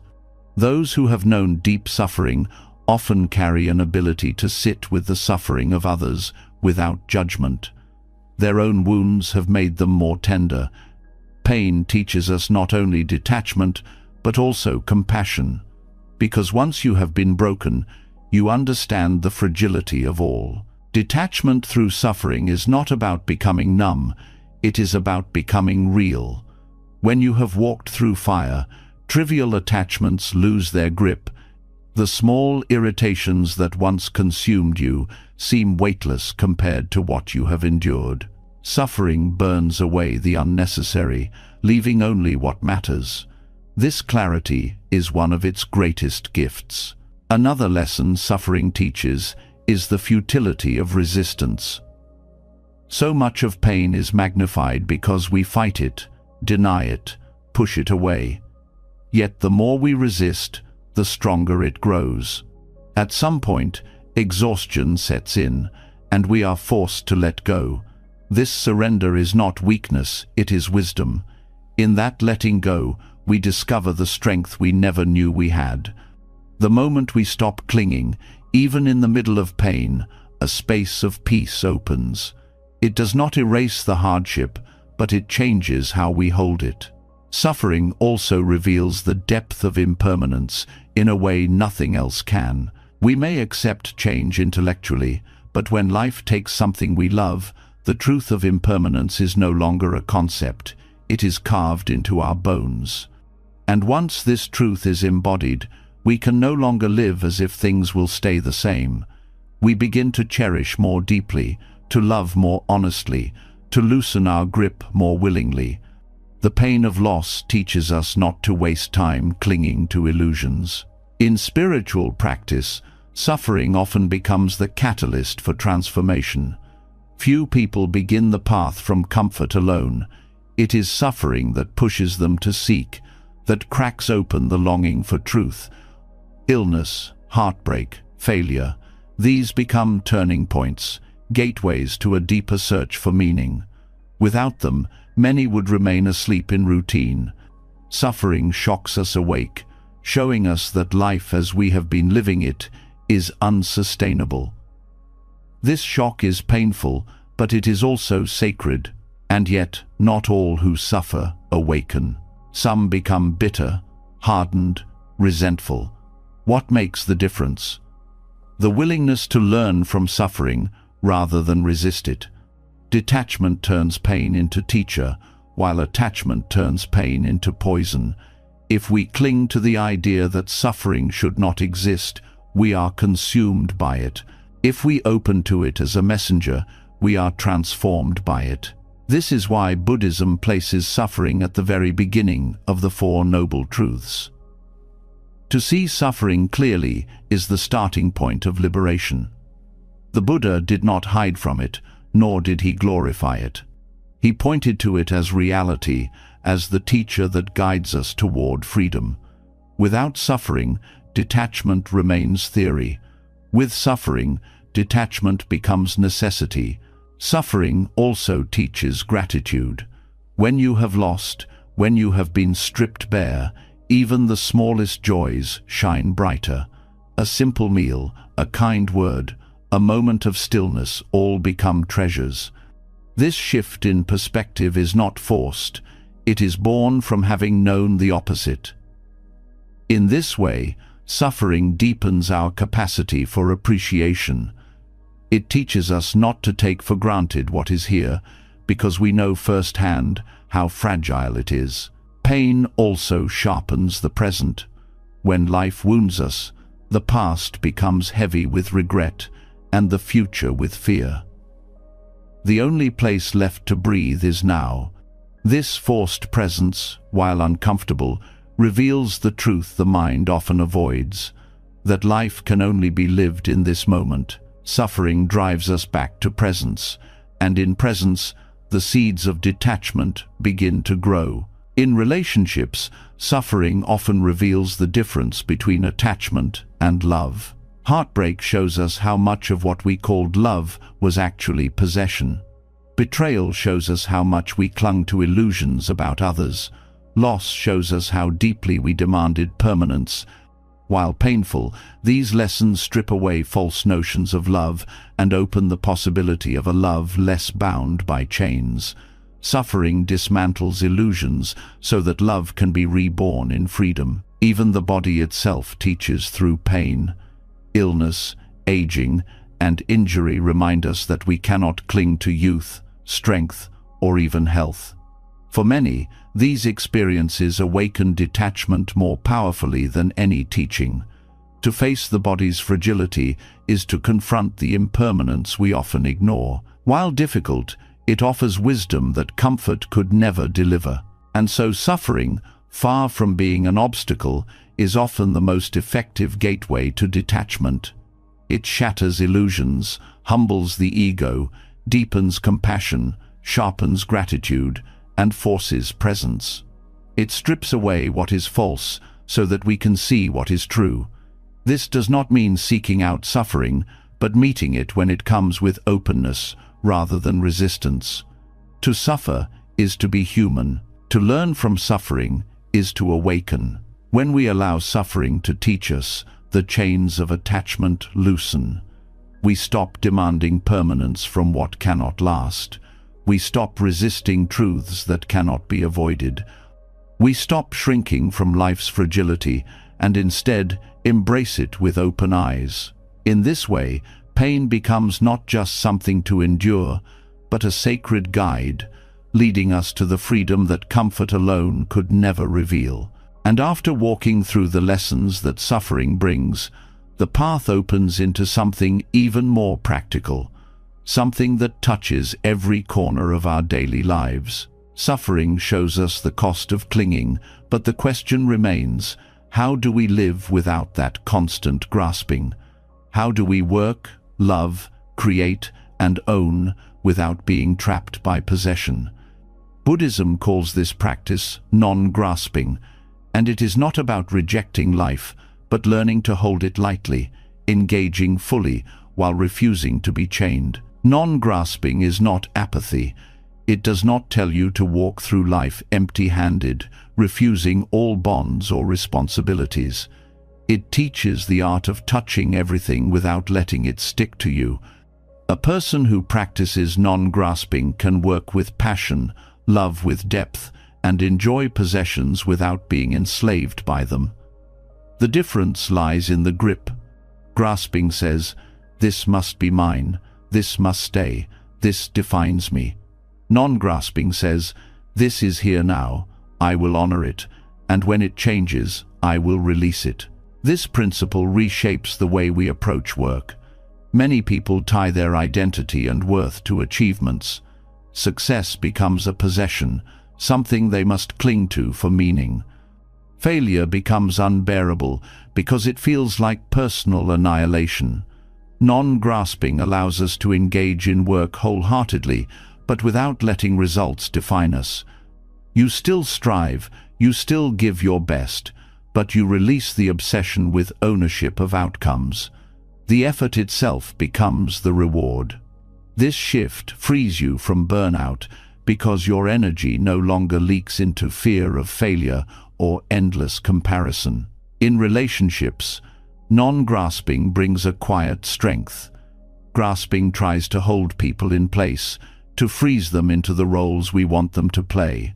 But no one can remain fixed. Everyone changes. Non-grasping honors this truth. It allows us to love without control, to support without suffocation. We can walk beside others without trying to carry them in chains.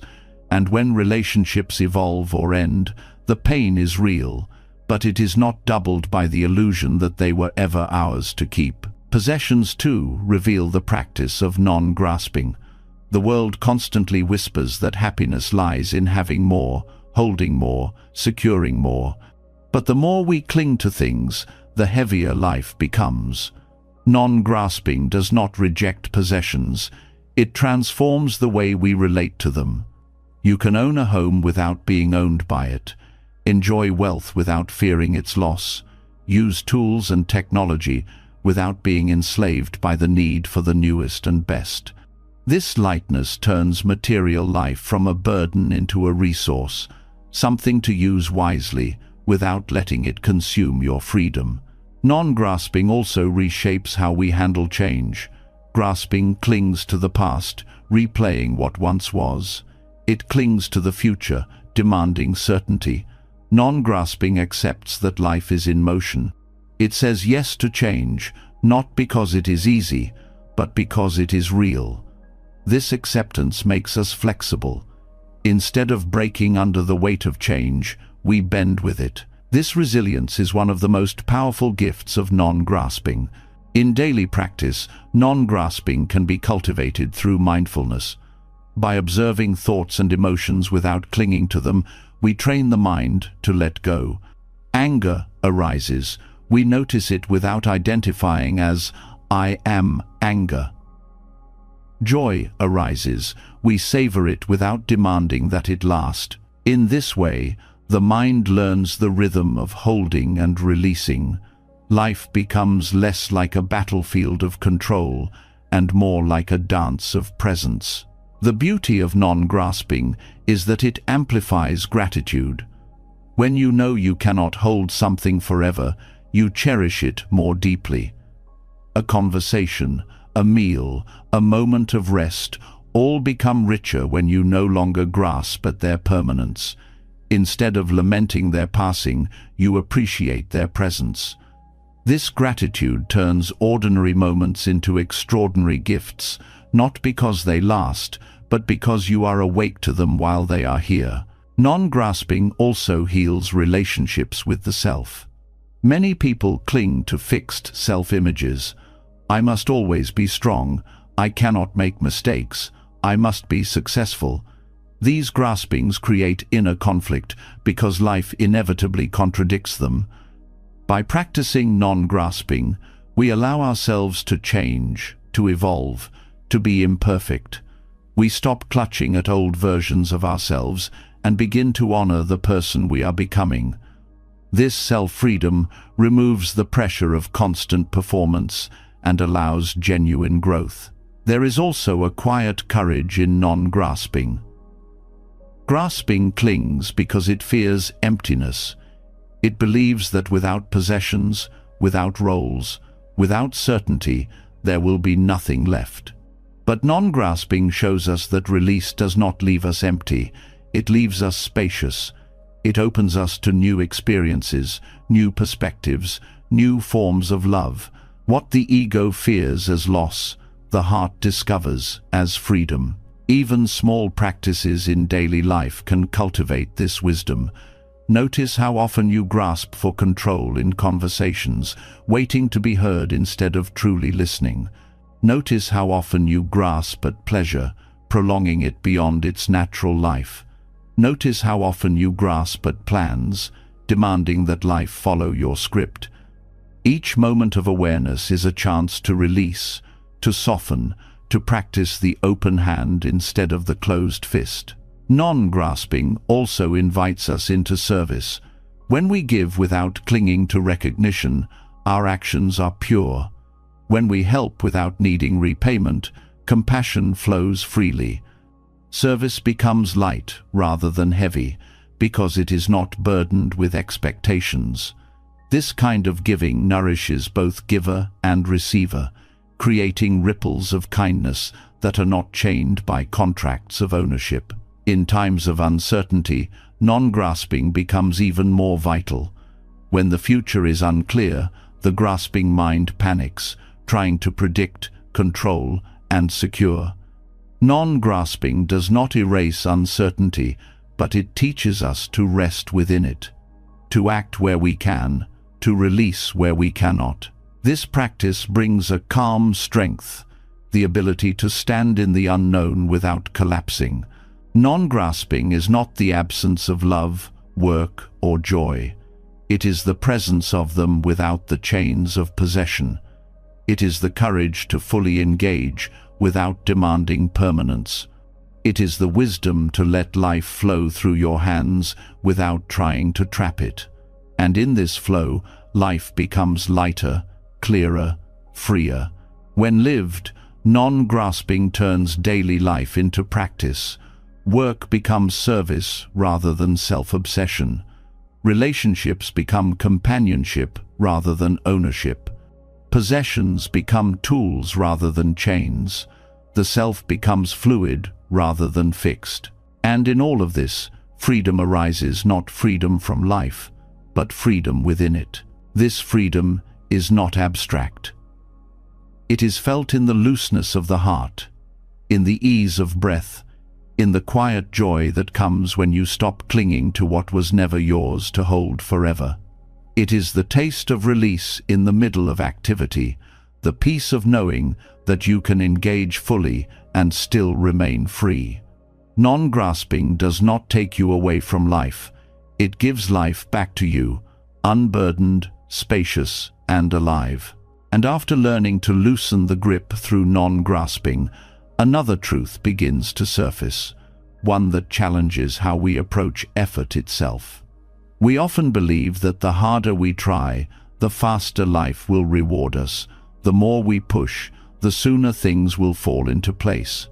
Yet, the reality we keep facing is far more paradoxical. Sometimes the more we strain, the further the outcome drifts. Sometimes the tighter we chase, the more life resists. And in contrast, when we approach with calm focus, when effort flows without desperation, doors open that struggle alone could never unlock. This paradox of effort is one of the most subtle lessons in detachment, teaching us that pushing too hard can block the very results we long for. The energy behind effort matters as much as the effort itself. Desperation carries the vibration of lack. It shouts to the world, "I do not have this yet, and I cannot be at peace until I do." That energy clings, grasps, and repels. Calm effort, however, carries the energy of trust. It says, "I will give my best, but I am not enslaved by the outcome." This relaxed clarity attracts alignment because it flows with life rather than against it. Both approaches may look the same on the surface: hours of work, persistence, dedication, but beneath, one is driven by fear and the other by freedom. This paradox shows up clearly in relationships. Think of the times when someone pursued another with excessive intensity. The constant need for reassurance, the desperate clinging, the pressure to respond in kind, these things rarely bring closeness. Instead, they create distance. Love flourishes in space, not suffocation.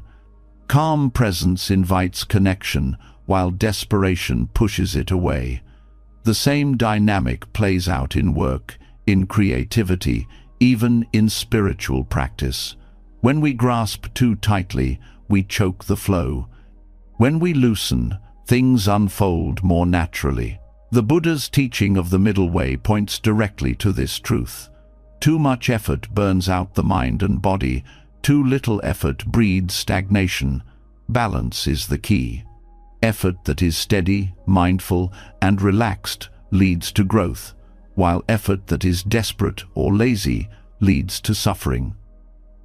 The paradox is that discipline is necessary, but obsession is destructive. The art lies in applying yourself fully without chaining your peace to results. In daily life, we often confuse busyness with effectiveness. Grasping effort fills our days with endless tasks, as if constant movement will guarantee progress. Yet this kind of effort often scatters energy, producing stress rather than results. Calm effort, on the other hand, is precise. It knows when to act, when to pause, when to step back. This clarity does not come from doing nothing, but from working without panic. Non-grasping transforms effort into skillful action. There is also a psychological truth here. Studies in performance psychology show that overthinking and pressure decrease performance. Athletes who try too hard tense their muscles and lose fluidity. Artists who obsess about perfection paralyze their creativity. Students who panic about grades often block their memory recall. In each case, desperate effort sabotages the very outcome it seeks. Detachment allows effort to remain fluid, playful, and effective. Calm effort aligns body and mind in harmony, creating the conditions for excellence without the burden of fear. This principle is also seen in the practice of meditation. Beginners often approach meditation with the idea that they must force the mind into silence. They strain, they resist thoughts, they battle restlessness. The more they push, the noisier the mind becomes. Progress seems impossible, but when they learn to sit calmly, allowing thoughts to rise and fall without clinging, silence arrives naturally. Effort without desperation invites peace. Effort with desperation blocks it. The same principle applies to every area of life. Another layer of the paradox is that desperate effort often reveals attachment to identity. We push too hard because we want to prove something to ourselves, to others, to the world. The grasping is not just for the result, but for the image of who we will be once we achieve it. This is ego's disguise, the belief that effort must validate our worth. Detachment dissolves this illusion. It allows us to act for the sake of the action, not for the identity it promises to secure. When effort becomes pure expression rather than a grasp for validation, it becomes lighter, freer, and, ironically, more successful. Calm effort also nurtures patience. Desperation says, "I must have this now." It demands instant results and collapses when they do not arrive. Calm effort trusts timing. It recognizes that some seeds take longer to sprout, that some doors open only when conditions align. This patience is not passive, it is active perseverance without panic. It allows us to continue working steadily without the weight of frustration. This is why calm effort often outlasts desperate effort. It is sustainable because it does not burn out the spirit. In relationships with possessions, the paradox shows itself too. The more we cling to wealth or status with desperate energy, the more it slips away. We spend recklessly to prove abundance, or we hoard in fear of loss, both of which create imbalance. Calm effort in managing possessions, however, brings stability. It is the steady practice of earning, saving, giving, and enjoying without obsession. Wealth managed with calm effort supports life. Wealth clutched desperately enslaves it. The paradox also reshapes how we approach goals. Ambition driven by desperation often feels like chasing a mirage. No matter how much ground we cover, the goal seems further away. This is because we attach our happiness to reaching it. Calm effort, however, makes the journey itself meaningful. Each step becomes valuable, not just the destination. This shift removes the restless hunger that blocks fulfillment. Goals remain, but they no longer enslave us. There is a quiet confidence in calm effort. Desperation says, "If I don't force this, it will never happen." Calm effort says, "I will do my part, and I trust that life will respond in its way." This trust is not naive, it is rooted in wisdom. We control our actions, not the entire web of conditions that shape results. When we release the illusion of control, we stop wasting energy fighting what is beyond us and direct energy to what we can truly influence. This is why calm effort is powerful. It channels strength into the present rather than scattering it into fear. Even in failure, the paradox remains clear. Desperate effort sees failure as devastation because it means the outcome slipped through our grasp. Calm effort sees failure as feedback, a step on the path. This openness allows resilience.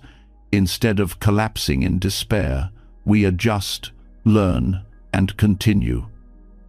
Failure becomes teacher rather than enemy. This transformation is only possible when effort is detached from desperation. The wisdom of the paradox also reveals itself in creativity. Some of the greatest breakthroughs happen not through relentless forcing, but through letting go. Writers speak of inspiration arriving when they stop staring at the blank page. Scientists speak of insights emerging in moments of rest, not in the lab. Musicians find flow when they stop obsessing about the perfect note and simply play. Calm effort creates the conditions for inspiration to arrive because the mind is spacious enough to receive it. The paradox of effort is not about doing less, but about doing differently. It is not about laziness, but about balance. It asks us to work with presence instead of panic, to act with clarity instead of desperation. In this balance, outcomes are often better, but more importantly, peace remains regardless of the outcome. This is the essence of detachment applied to effort. And so, the lesson becomes clear. Trying too hard, fueled by grasping, pushes life away. Calm effort, rooted in trust, invites it closer. To live this way is to embody the middle way, to work, love, create, and grow without being crushed by the hunger for results. In this paradox lies freedom, the freedom to act fully while remaining free, the freedom to strive without being enslaved, the freedom to let life unfold without fear. And after seeing how effort itself can either open doors or close them depending on the spirit behind it, another question naturally arises. How do we carry this wisdom into our relationship with wealth? For money and material comfort are among the strongest attachments humans carry. We chase them with desperation, fearing scarcity, or we reject them altogether, fearing corruption. Both extremes create imbalance. The path of detachment does not demand poverty, nor does it glorify greed. It asks for something far more subtle, to live with abundance while not being bound by it, to walk the middle path where wealth serves life rather than enslaves it. Wealth in itself is neither pure nor poisonous. It is a tool, and like all tools, its impact depends on how it is held. A knife can prepare food or harm. Fire can warm or destroy. Money can bring opportunity, or it can deepen chains. The problem is not the presence of wealth, but the clinging to it, the belief that our value and safety depend entirely on what we own. Detachment reveals that true prosperity is not measured by possessions, but by the freedom to enjoy them without fear, and to release them without despair. When clinging dominates, wealth becomes a trap. Fear of losing it creates anxiety, obsession with increasing it breeds greed, and comparison poisons satisfaction. Many live as prisoners of abundance, unable to rest despite having more than enough. Detachment dissolves these chains by shifting the question from "How much do I have?" to "How lightly can I hold what I have?" This shift transforms wealth from a burden into a blessing. The middle path asks us to cultivate wealth with awareness and to use it with wisdom. On one side lies attachment, the endless hunger for more, where no amount ever feels enough. On the other side lies aversion, the rejection of wealth as corrupt, which often hides its own form of attachment, the pride of poverty, the identity of renunciation. Both are distortions. Detachment walks between them, seeing wealth neither as savior nor as enemy, but as resource. This perspective also redefines success. The world often equates prosperity with luxury, accumulation, and display. But from the view of detachment, prosperity is not about how much you own, but how free you are in your relationship with what you own. A person with modest means but no fear of loss can be more prosperous than a millionaire chained to anxiety.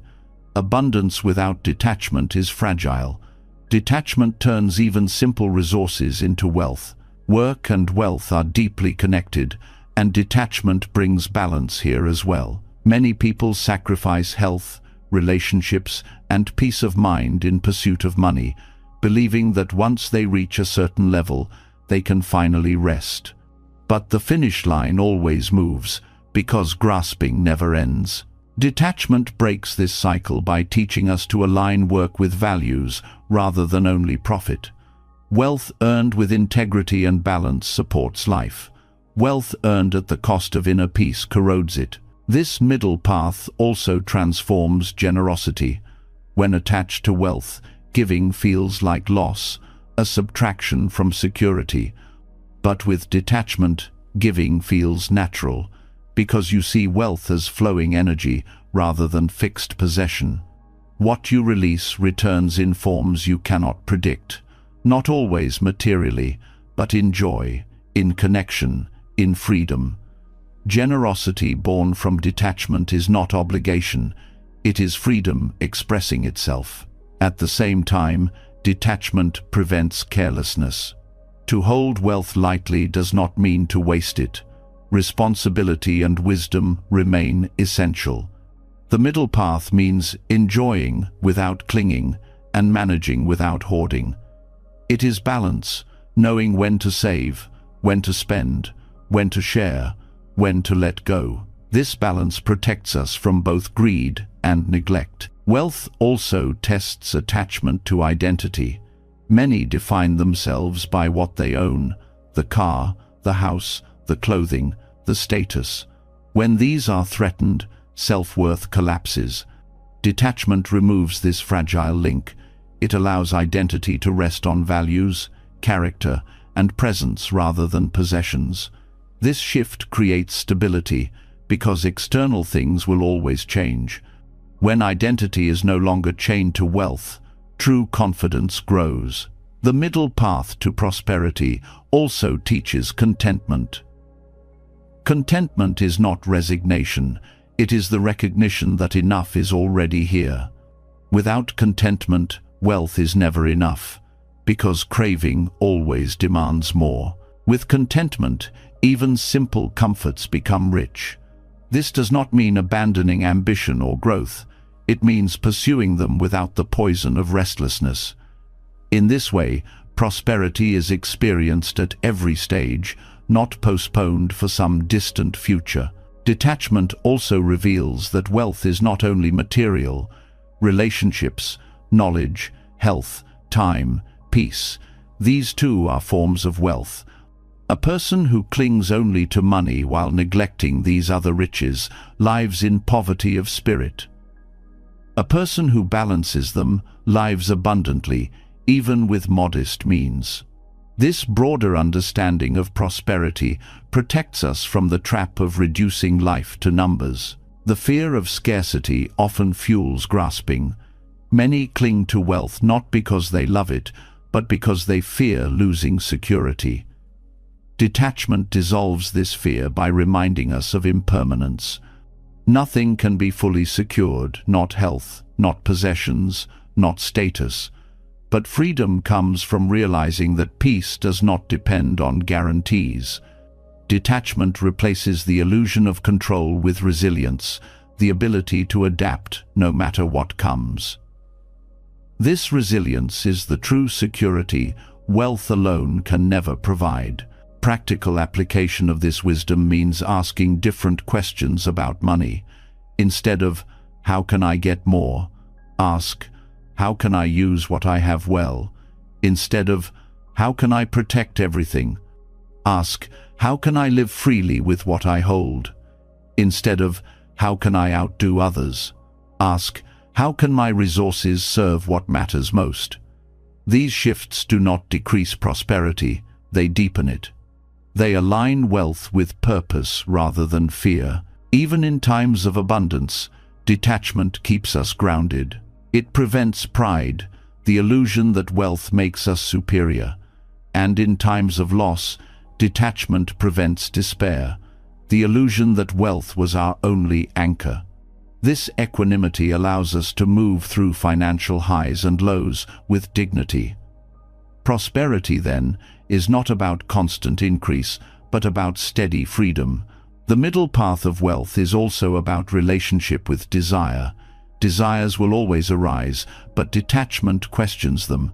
Is this a genuine need, or is it the ego chasing display? By asking this, we filter out illusions and direct resources toward what truly supports life. Wealth is no longer wasted on endless craving, and the energy of money becomes aligned with clarity. Ultimately, the middle path to prosperity teaches that wealth is best held as a servant, never as a master. It can support freedom, education, health, creativity, and compassion when guided by detachment. But when clung to as the source of identity, it enslaves. Detachment transforms wealth into tool rather than trap, blessing rather than burden. And so prosperity is not denied, but purified. It is abundance without addiction, comfort without dependence, generosity without fear. enjoyment without obsession. This is the freedom of the middle path, where wealth is welcomed but never worshipped, where it is used wisely but never clung to. In this balance, prosperity becomes not just a matter of possessions, but a state of liberation, where life itself is lived with richness that no loss can take away. And once we understand how wealth can be held lightly, serving life without enslaving it, another weight emerges into view, one that money cannot ease, one that prosperity cannot solve. It is the weight of resentment, the heaviness of wounds carried for years, the chains of anger that keep the heart from resting. We speak often of forgiveness, yet few truly know how to reach it, because we confuse forgiveness with receiving apologies or seeing justice served. But real forgiveness begins not with what others do, but with what we are willing to release. Detachment is the bridge. Without detachment, forgiveness feels impossible. With it, the heart learns to breathe again. To forgive while clinging to the demand for an apology is like waiting for rain in a desert. It may never come, and in the waiting, you remain parched. The truth is that many who hurt us will never acknowledge the harm. Some cannot, some will not, and some are no longer here to say the words we crave. If forgiveness depends on them, we remain imprisoned. Detachment dissolves this illusion. It teaches us to let go of the need for their validation. Forgiveness becomes a gift we give ourselves, not a favor we wait to receive. The same is true of justice. The heart longs for balance, for wrongs to be corrected, for wounds to be avenged. Yet life does not always bend to our idea of fairness. Some people escape accountability. Some wounds are never repaired in the way we wish. Clinging to this demand only deepens suffering. Detachment does not deny the value of justice, but it removes the illusion that peace depends on it. Justice may come, or it may not, but our freedom cannot be postponed until it does. Forgiveness rooted in detachment releases this weight, choosing liberation over endless waiting. This release is not weakness. Many resist forgiveness because they believe it excuses harm or invites more of it. But detachment clarifies the truth. Forgiving does not mean forgetting, nor does it mean allowing harm to continue. It means refusing to let the wound define your life. Detachment gives you the strength to say, "This happened, it hurt, and I will not carry its poison any longer." In this way, forgiveness becomes an act of power, not surrender. Forgiveness without detachment is often shallow. We say the words but still cling inside. We release with one hand while holding tightly with the other. Detachment makes forgiveness real because it loosens the grip of expectation. It allows us to let go without conditions. And in that letting go, space opens space for peace, for healing, for new life to grow where bitterness once lived. The heart that refuses forgiveness carries constant tension. Anger and resentment must be maintained, fed by memory and replayed again and again. This drains energy, clouds joy, and burdens every relationship. Detachment breaks the cycle. It allows the wound to be acknowledged without being endlessly nourished. Forgiveness becomes possible because you are no longer trapped in rehearsing what should have been. You accept that the past cannot be rewritten, and in that acceptance, the grip of resentment loosens. This does not happen instantly. Forgiveness through detachment often unfolds in layers. At first, the heart may resist, screaming that letting go means betrayal of your own pain. But with practice, detachment reveals that holding on is the true betrayal, the betrayal of your own freedom. Slowly, the heart begins to see that forgiveness is not a dismissal of the wound, but a refusal to be ruled by it. The wound may remain in memory, but its chains dissolve. In relationships, Forgiveness through detachment allows connections to mend more authentically. When you demand an apology before you forgive, forgiveness becomes a transaction. But when you release the demand, forgiveness becomes unconditional. It does not always mean reconciliation, but it clears the field of bitterness. This clarity allows you to decide wisely whether to continue the relationship or to let it go without hatred. Detachment ensures that the choice is not clouded by the haze of unresolved anger. Inwardly, forgiveness also transforms self-judgment. Many carry resentment toward themselves for past mistakes, choices, or failures. They replay these endlessly, unable to forgive themselves because they cling to the idea that they should have been different. Detachment here means releasing the illusion of a fixed self, recognizing that you acted with the understanding you had at that time. Forgiveness of self arises when you let go of the demand for perfection and open to growth. This is perhaps the hardest forgiveness, but also the most liberating. Detachment also deepens compassion. When we stop clinging to the image of others as permanent villains, we begin to see their humanity. We may not excuse their actions, but we recognize that their harm was born from their own ignorance, fear, or pain. This perspective does not deny responsibility.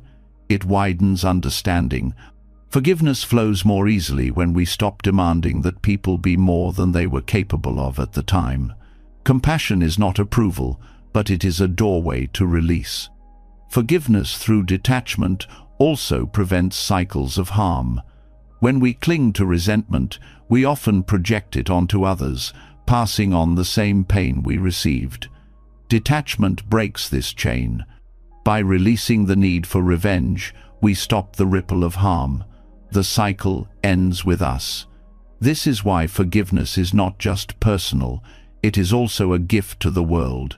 On a spiritual level, forgiveness through detachment aligns us with impermanence. The people who hurt us, the pain they caused, even the emotions tied to it, none of these are permanent. Clinging to resentment is an attempt to make the past permanent, to freeze it in place. But when we release, we align with reality. The past is gone, and we are free to live the present without its weight. This alignment brings a profound sense of peace, because we stop demanding that life be something it can never be, unchanging. Forgiveness does not mean that memory vanishes. Detachment does not erase the past, it changes our relationship to it.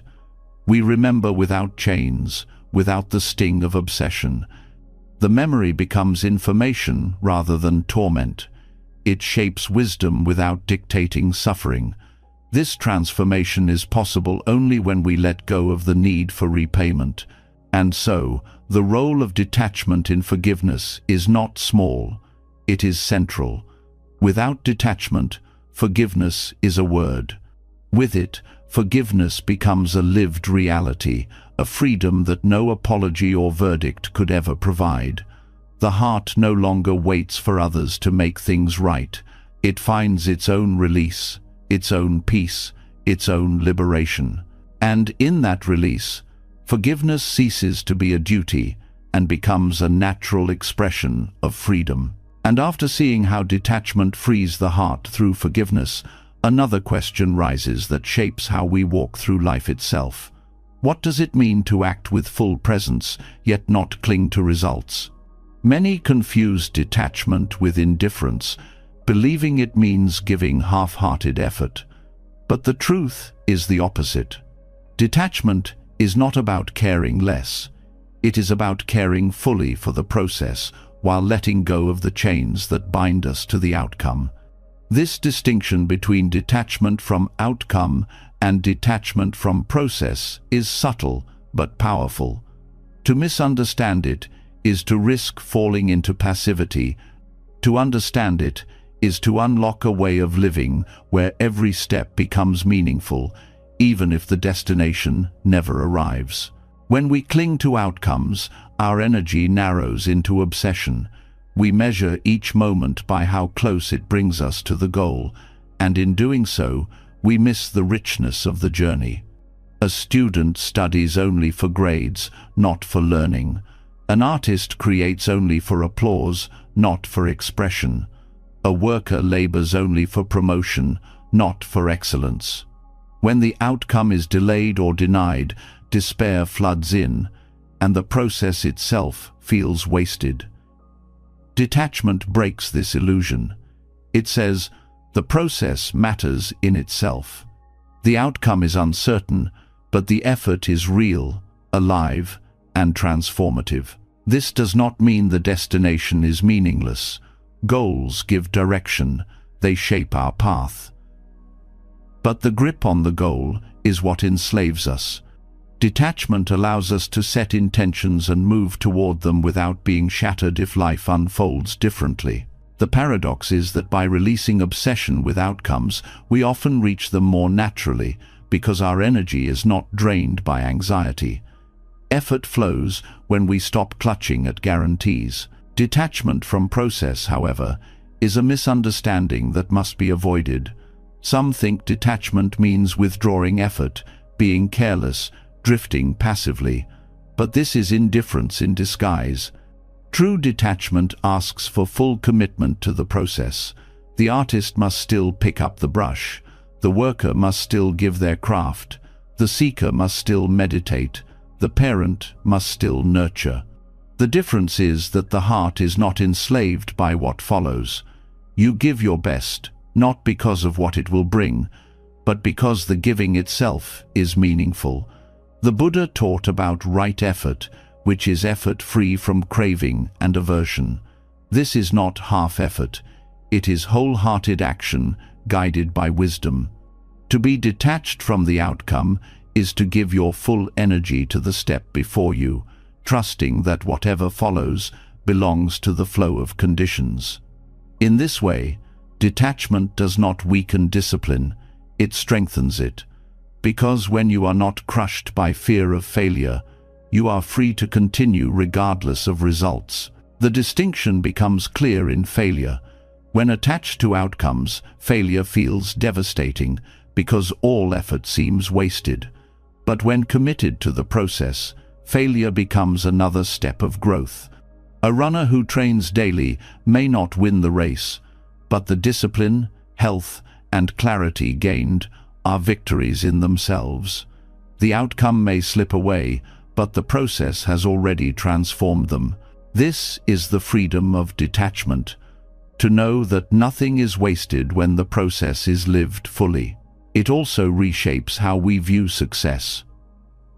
When chained to outcomes, success inflates the ego.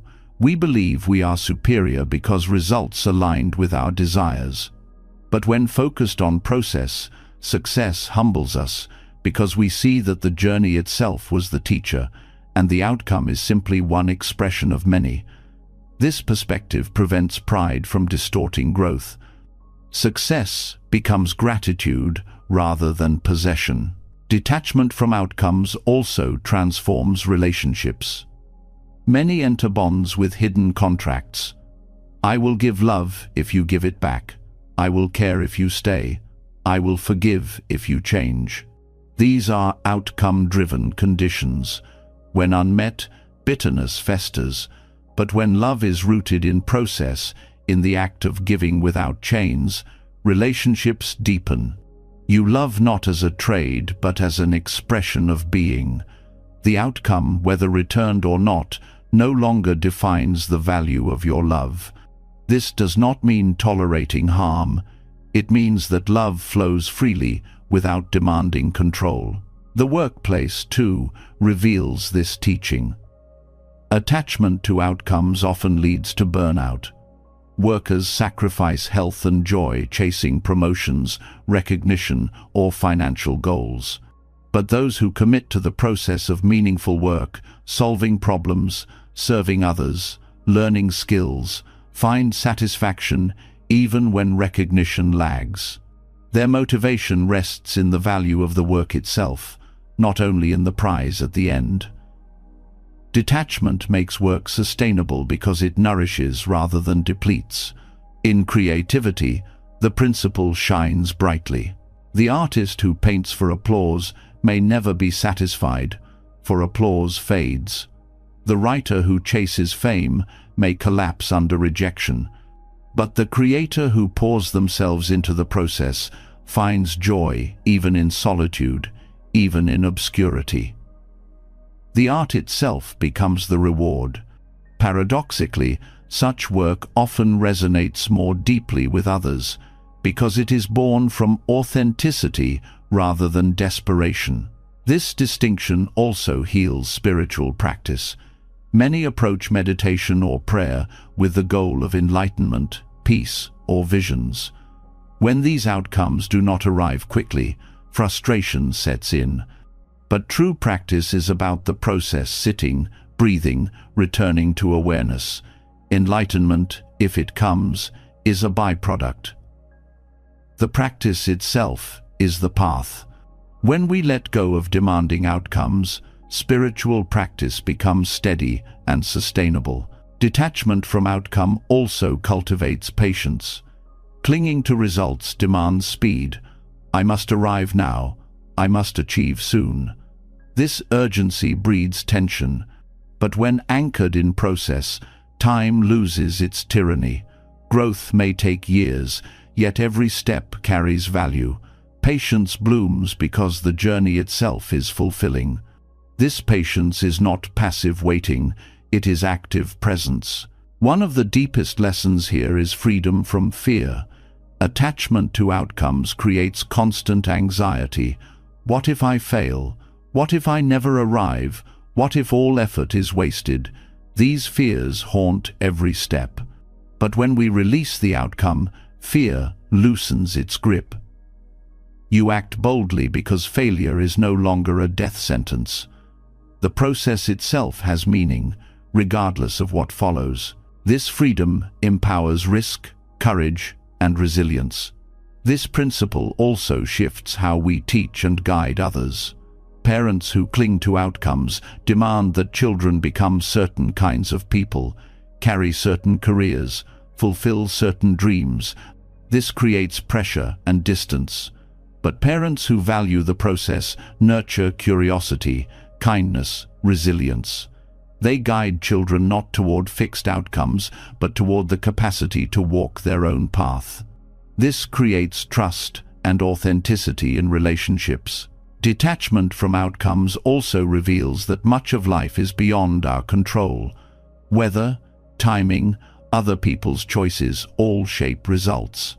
To cling to outcomes is to demand control over what was never ours. To detach is to focus on what is ours: intention, effort, presence. This clarity brings peace because we stop fighting battles that cannot be won. And yet, this does not mean abandoning goals. Detachment from outcomes still allows vision, planning, and direction. It means holding them lightly, adjusting when life shifts, and not letting identity collapse when results differ. Goals remain, but they guide without enslaving. The focus returns to walking well, not obsessing over the horizon. Ultimately, the balance is this: surrender the destination, but honor the journey. Detachment from outcome frees us from the tyranny of results. Commitment to process ensures that life is lived with depth, integrity, and presence.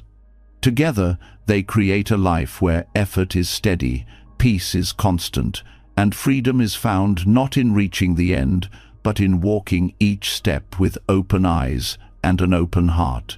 And after learning the delicate balance between committing to the journey and releasing the destination, another truth begins to reveal itself, one that shifts the very way we think about detachment. For much of the path, we speak of letting go, of loosening our grip on desires, identities, outcomes, and possessions. But there is a deeper layer where letting go is not the full answer. Sometimes the mind's attempt to let go is still another form of struggle, another hidden grasping in disguise. What if the practice is not about pushing things away, but simply allowing them to be? The power of let be transforms detachment into something softer, more natural, and far more sustainable. When we try too hard to let go, we create resistance. The mind says, I should not feel this anger, I should not want this desire, I must get rid of this thought. But in that very effort, we tighten the knot. Pushing away is still clinging to the idea of how things should be. Letting be breaks this cycle. It allows emotions, desires, and thoughts to exist without judgment, without suppression, without compulsive action. Paradoxically, when we stop trying to force them away, they loosen on their own.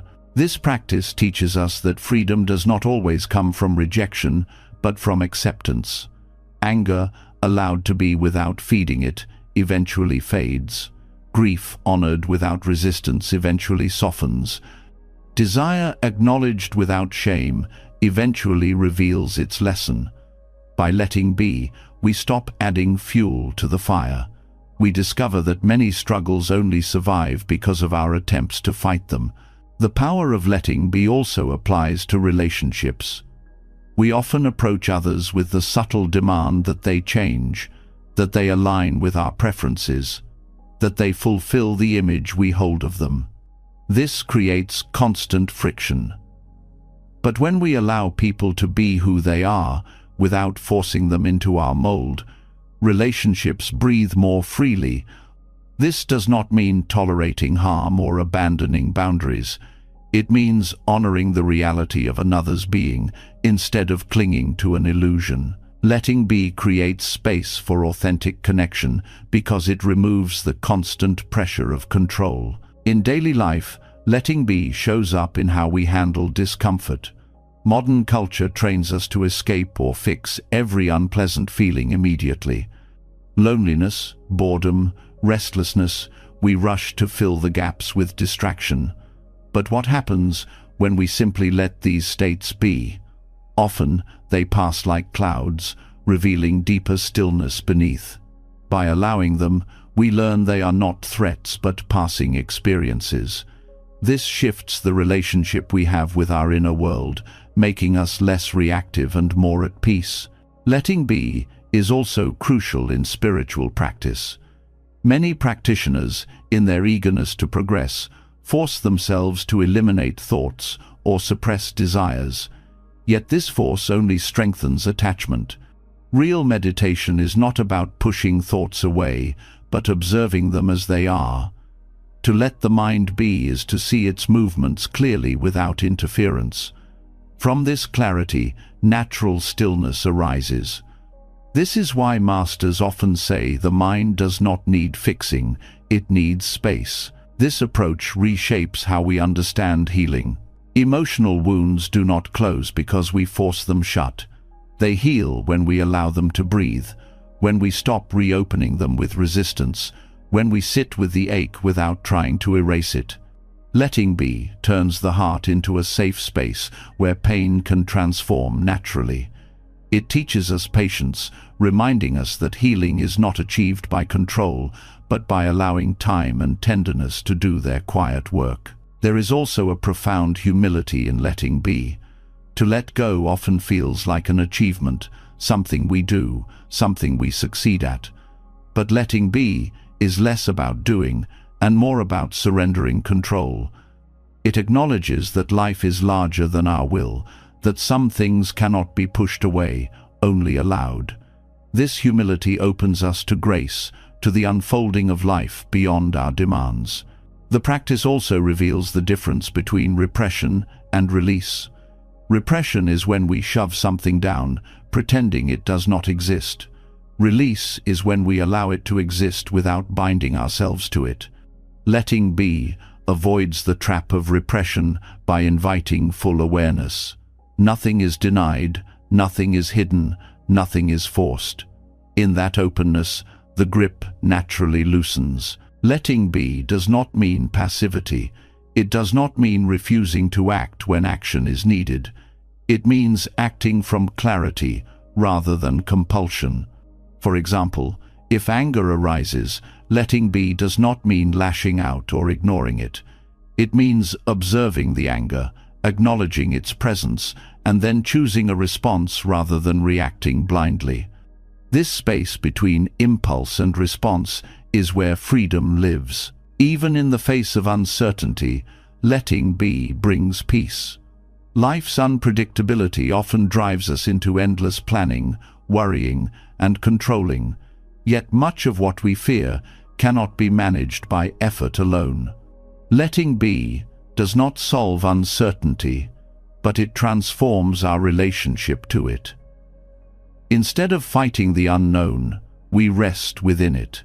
This is not resignation but acceptance, the courage to live fully without needing absolute control. This principle extends to how we relate to the world itself.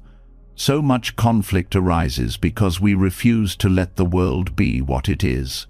We demand that politics align with our ideals, that society move at our pace, that nature follow our conveniences.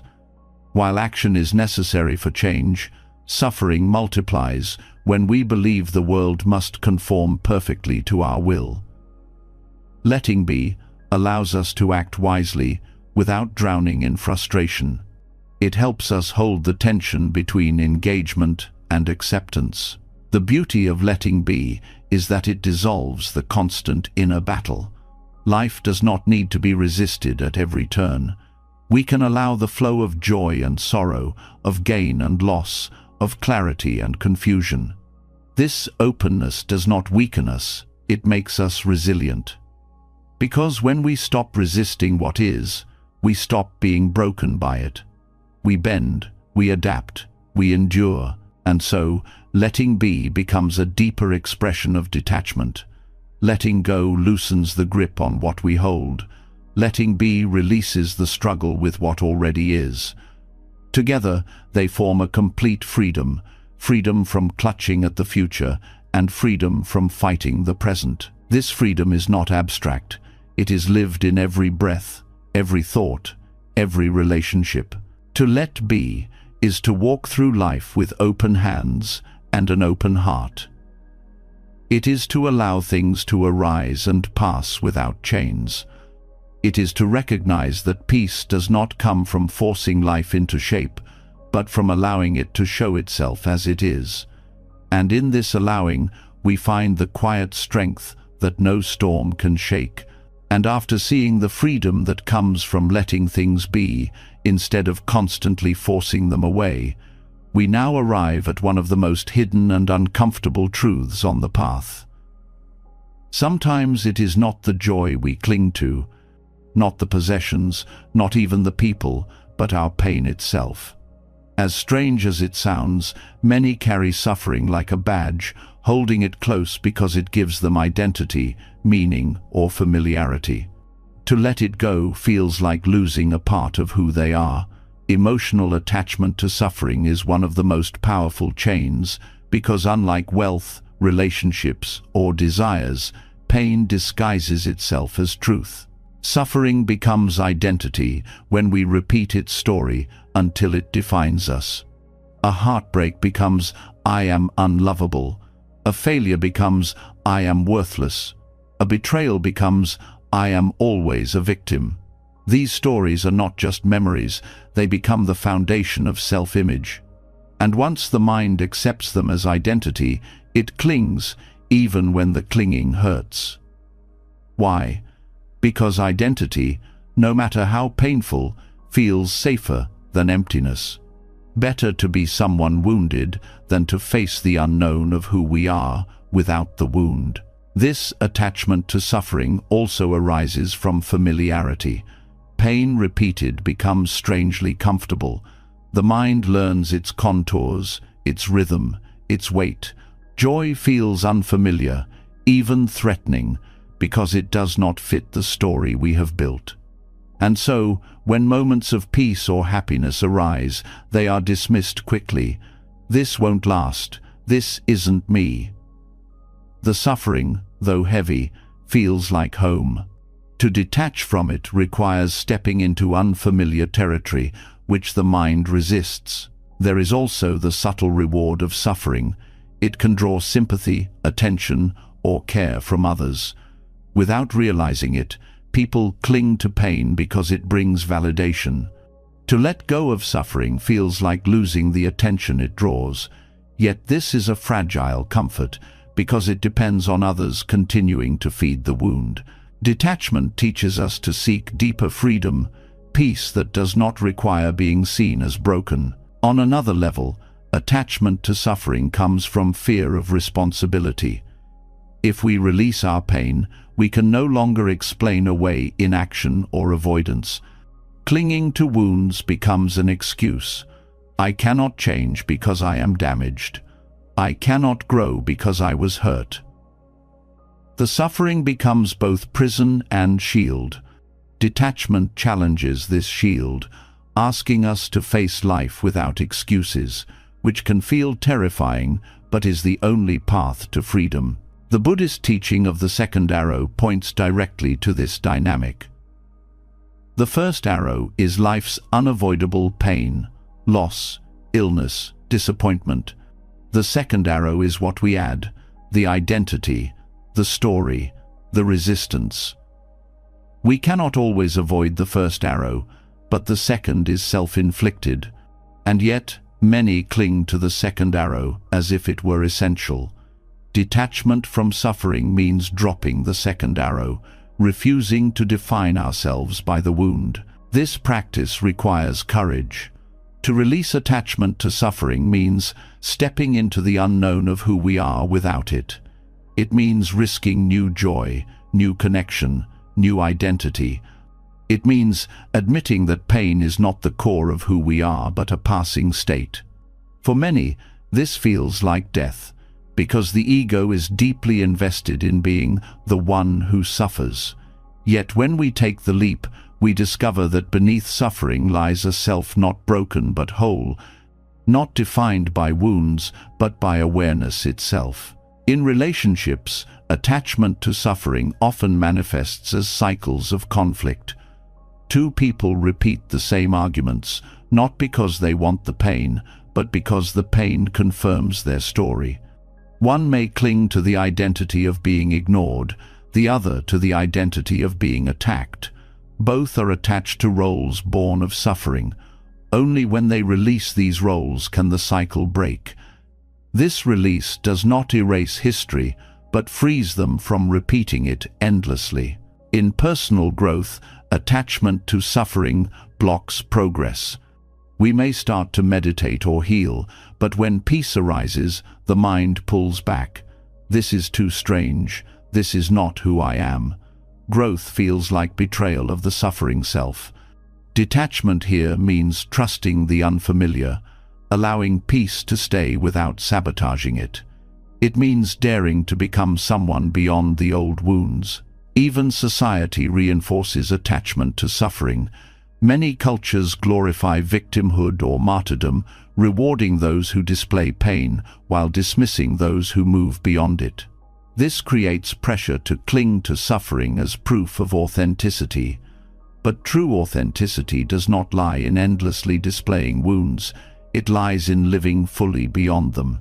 Detachment invites us to honor pain without turning it into identity. Healing becomes possible when we let suffering be what it is, an experience, not a definition. This means sitting with pain without weaving it into the story of me. Grief is grief, anger is anger, fear is fear. They are real, but they are not the whole of existence.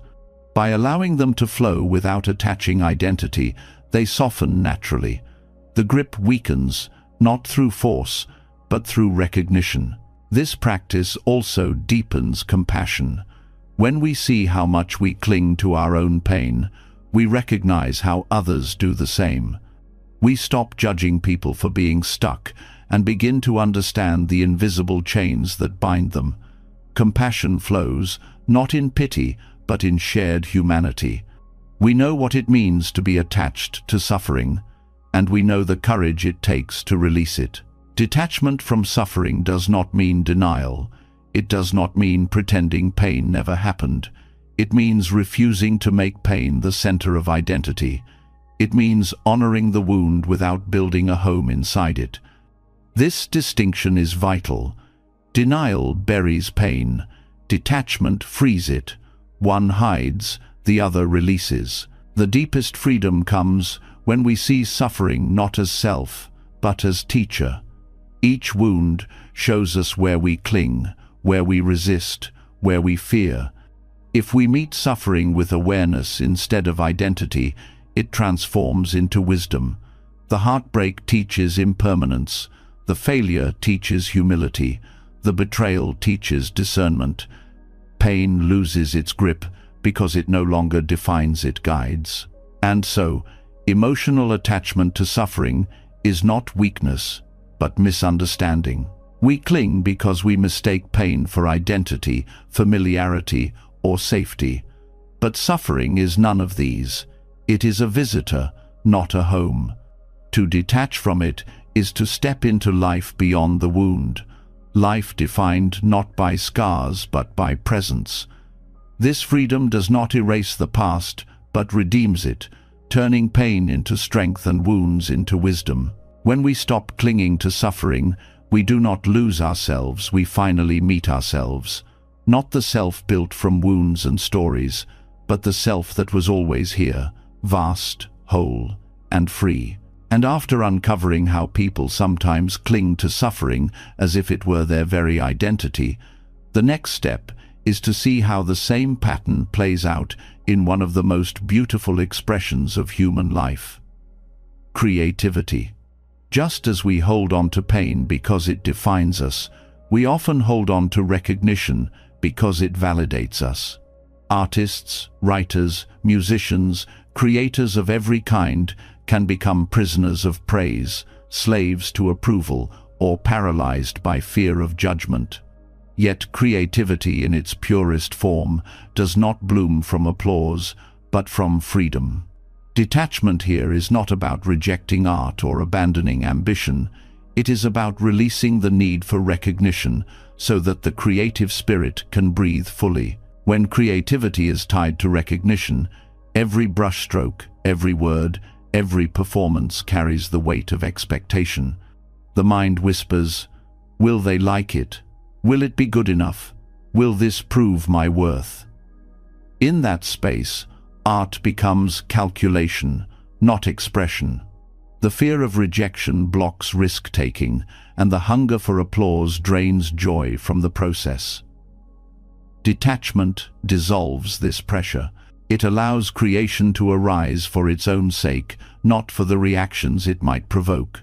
The artist is no longer bound by the audience, but liberated by the act itself. This liberation does not mean the artist refuses recognition.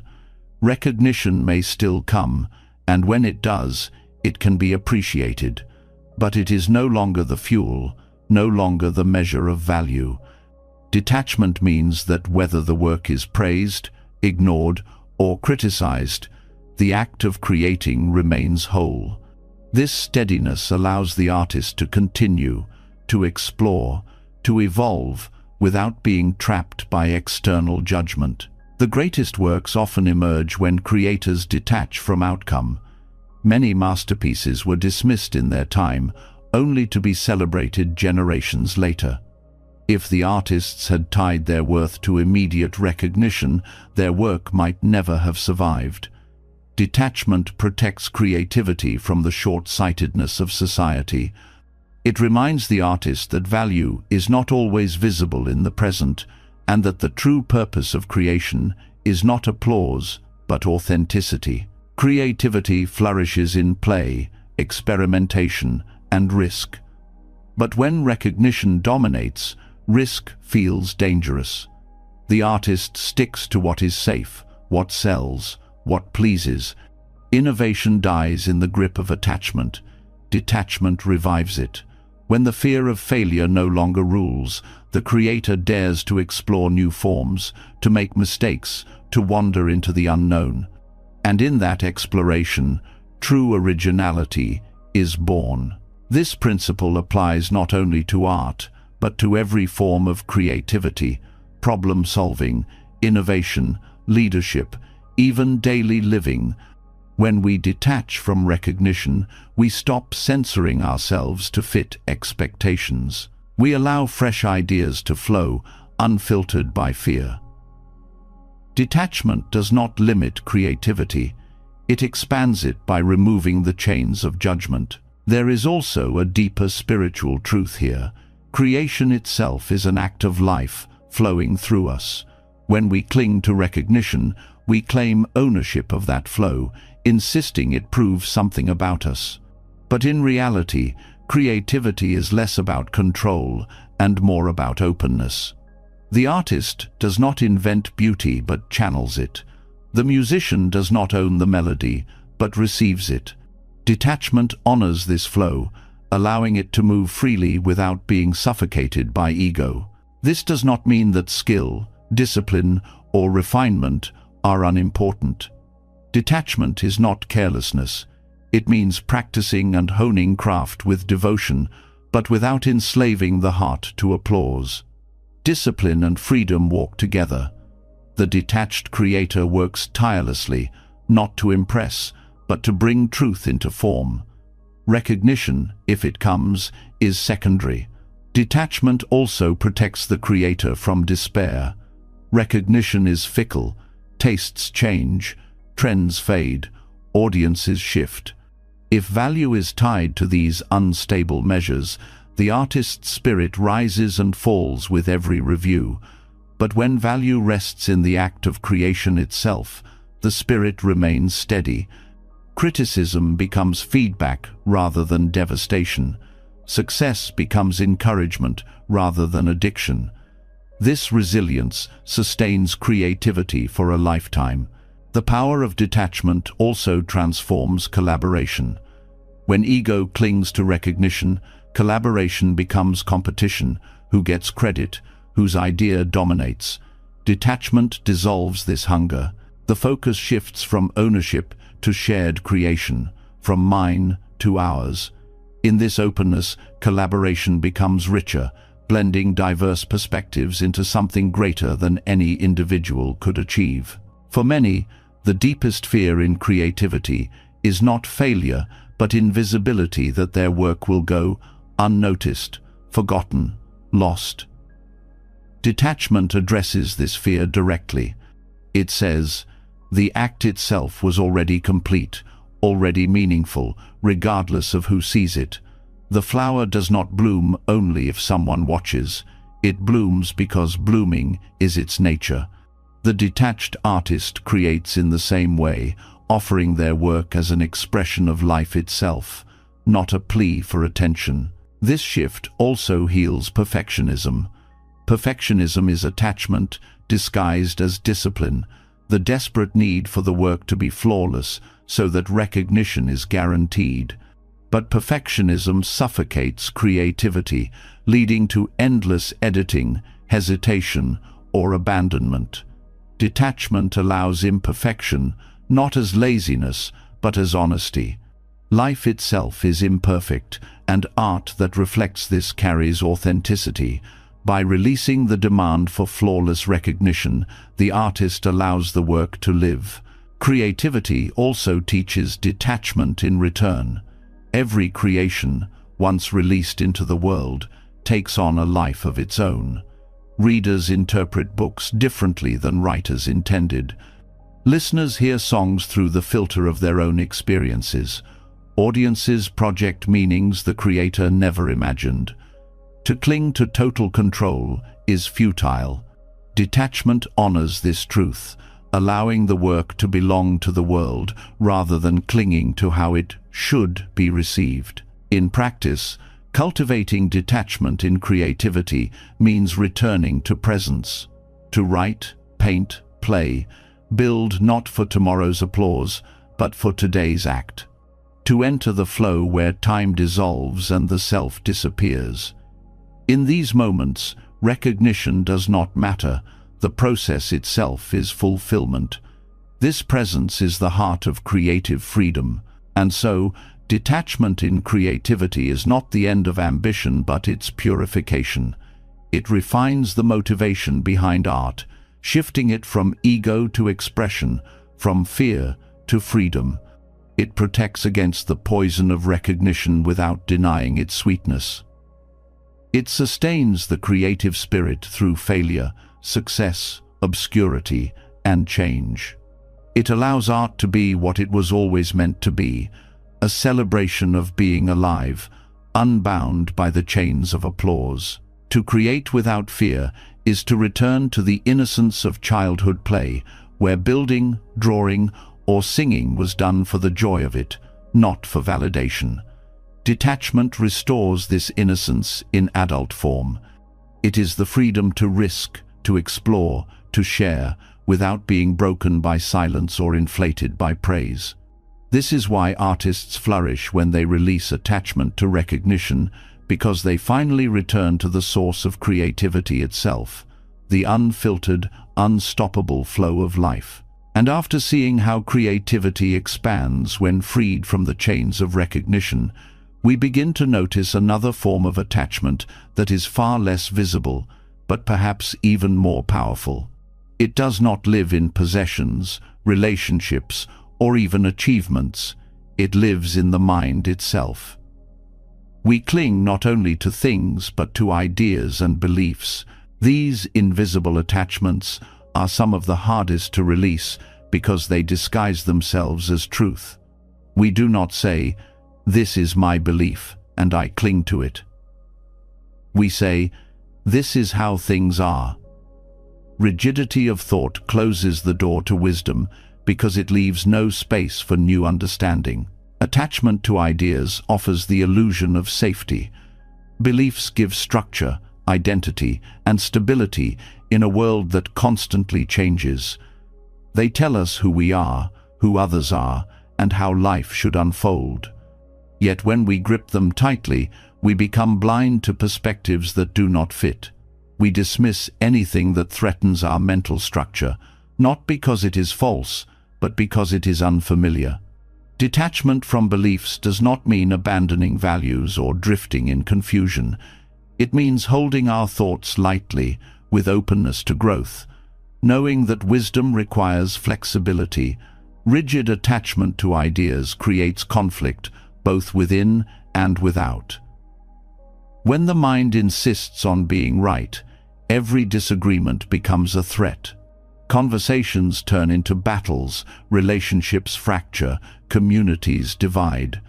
This is not caused by the diversity of beliefs, but by the clinging to them.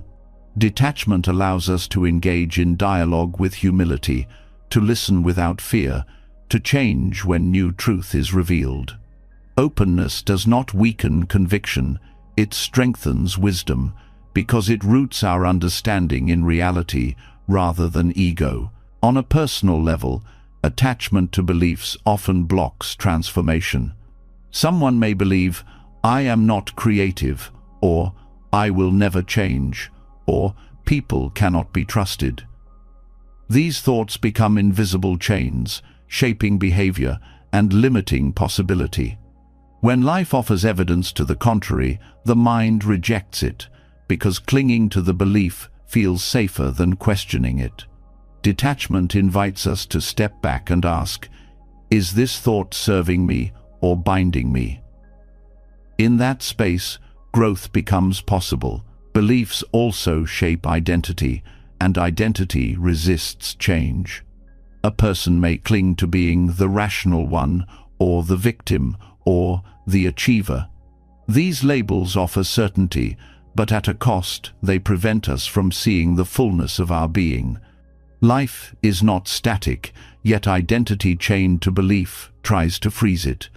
Detachment loosens these labels, allowing us to evolve without betraying ourselves. We discover that we are more than any single story. This attachment is especially powerful in spiritual practice. Many cling to beliefs about enlightenment, morality, or tradition, turning them into dogma. They follow the form but miss the essence. The Buddha himself warned against clinging, even to his own teachings, comparing them to a raft used to cross a river necessary for the crossing, but not to be carried forever. Detachment from beliefs means using them as guides, not prisons. Wisdom arises not from memorizing doctrines, but from direct experience. The danger of rigid belief is that it narrows perception. We see only what confirms our view and dismiss what challenges it. Psychologists call this confirmation bias, but Buddhism recognized it centuries ago as grasping at views. This grasping blinds us to reality. Detachment frees us to see more clearly, because we are no longer filtering life through the demand that it fit our ideas. We meet life as it is, not as we insist it must be. In relationships, attachment to ideas fuels misunderstanding. Partners may cling to beliefs about roles: who should provide, who should nurture, who should lead. These beliefs, when rigid, suffocate connection. But when both allow openness, roles can shift naturally with circumstances. Detachment makes relationships flexible, responsive, alive. Without it, they become rigid performances of outdated ideas. In society, clinging to ideology has caused wars, oppression, and division. When groups cling so tightly to beliefs that they dehumanize others, wisdom disappears. Detachment here does not mean abandoning principles of justice or compassion, but holding even our most cherished views with humility. It means recognizing that no single belief system captures the whole of truth. This humility is the soil in which peace can grow. Detachment from beliefs also nurtures curiosity. When we are not afraid to be wrong, we ask questions more freely. We explore without fear of contradiction. Curiosity is the seed of wisdom, and it withers in the soil of rigid belief. By letting go of the need to defend every thought, we become students of life again, open to wonder, open to surprise. This practice does not leave us adrift. Detachment does not strip us of values or direction, it refines them. Instead of clinging to beliefs as absolute, we test them against experience, adjusting when needed. This flexibility makes our values more resilient because they are rooted in reality rather than dogma. Detachment does not weaken our foundation, it makes it adaptable. On an inner level, letting go of rigid beliefs brings peace. Defending ideas is exhausting. The constant need to prove, argue, or protect drains the spirit. When we release this compulsion, we find spaciousness. We can still hold views, but we do not carry them like shields. We rest more easily, knowing that truth is vast and we do not need to control it. Even in creativity, detachment from beliefs plays a role. When an artist clings to the belief that art must look a certain way, their work stagnates. When a writer clings to rules too tightly, their voice weakens. Detachment allows new forms, new visions, new truths to emerge. Beliefs may guide technique, but openness allows evolution. And so, invisible attachments to ideas and beliefs may be some of the strongest chains we carry, precisely because they are hidden. They shape how we see, how we act, how we love, and how we suffer. To loosen them is to reclaim freedom, not freedom from thought, but freedom from rigidity. It is to live with beliefs as companions rather than masters, guides rather than prisons. In this freedom, wisdom emerges. Because wisdom does not arise from defending what we already know. It arises from openness, from humility, from the courage to say, perhaps there is more. Detachment from beliefs does not empty the mind, it clears space for truth to enter. And in that space, wisdom unfolds naturally, like light entering a room once clutter has been cleared away. And after uncovering how invisible attachments to beliefs quietly shape and limit our freedom, the path invites us to look outward, to a teacher that has been beside us all along, yet often goes unnoticed. Where the human mind clings, nature releases. Where we fight against change, nature moves in rhythm with it. Among the most powerful teachers in this silent school are the trees. They live without rush, without resistance, and without clinging. Through their seasonal cycles, they show us what it means to embrace impermanence, to let go not as a loss, but as a natural part of life. When autumn arrives, the tree does not resist. It does not fight to keep its leaves, even though they have defined its beauty all summer long. It releases them, one by one, with no complaint, no bargaining, no fear. And in that release, the tree does not become empty. It prepares itself for rest, for renewal, for another spring. This rhythm reveals what detachment truly looks like. To let go is not to die inside, but to honor the cycle of change. Humans, unlike trees, cling desperately to seasons of life.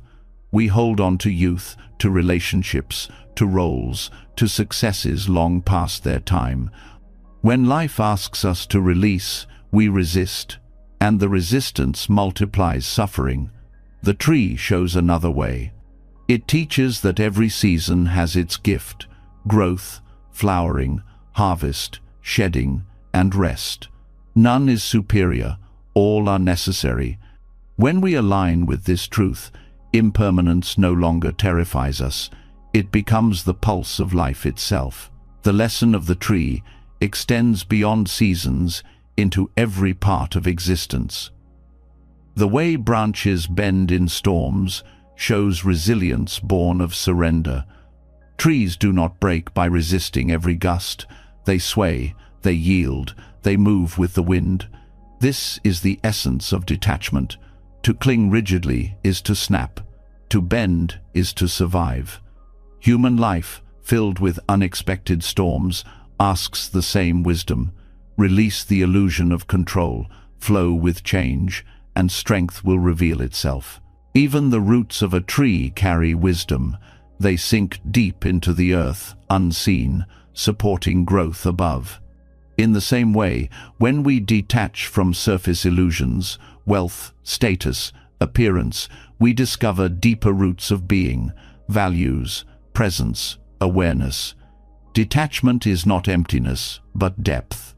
Just as the tree draws nourishment from below while shedding what is no longer needed above, we too can let go of outer clinging while grounding ourselves in what sustains. Trees also embody patience.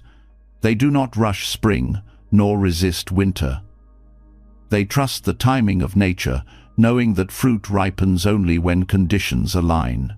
Humans often struggle here, demanding results on our schedule, refusing to wait.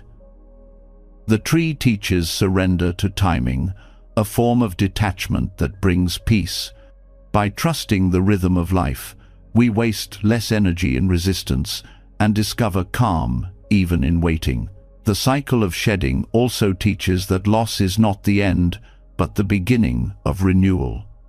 The leaves that fall enrich the soil, feeding new life. Nothing is wasted.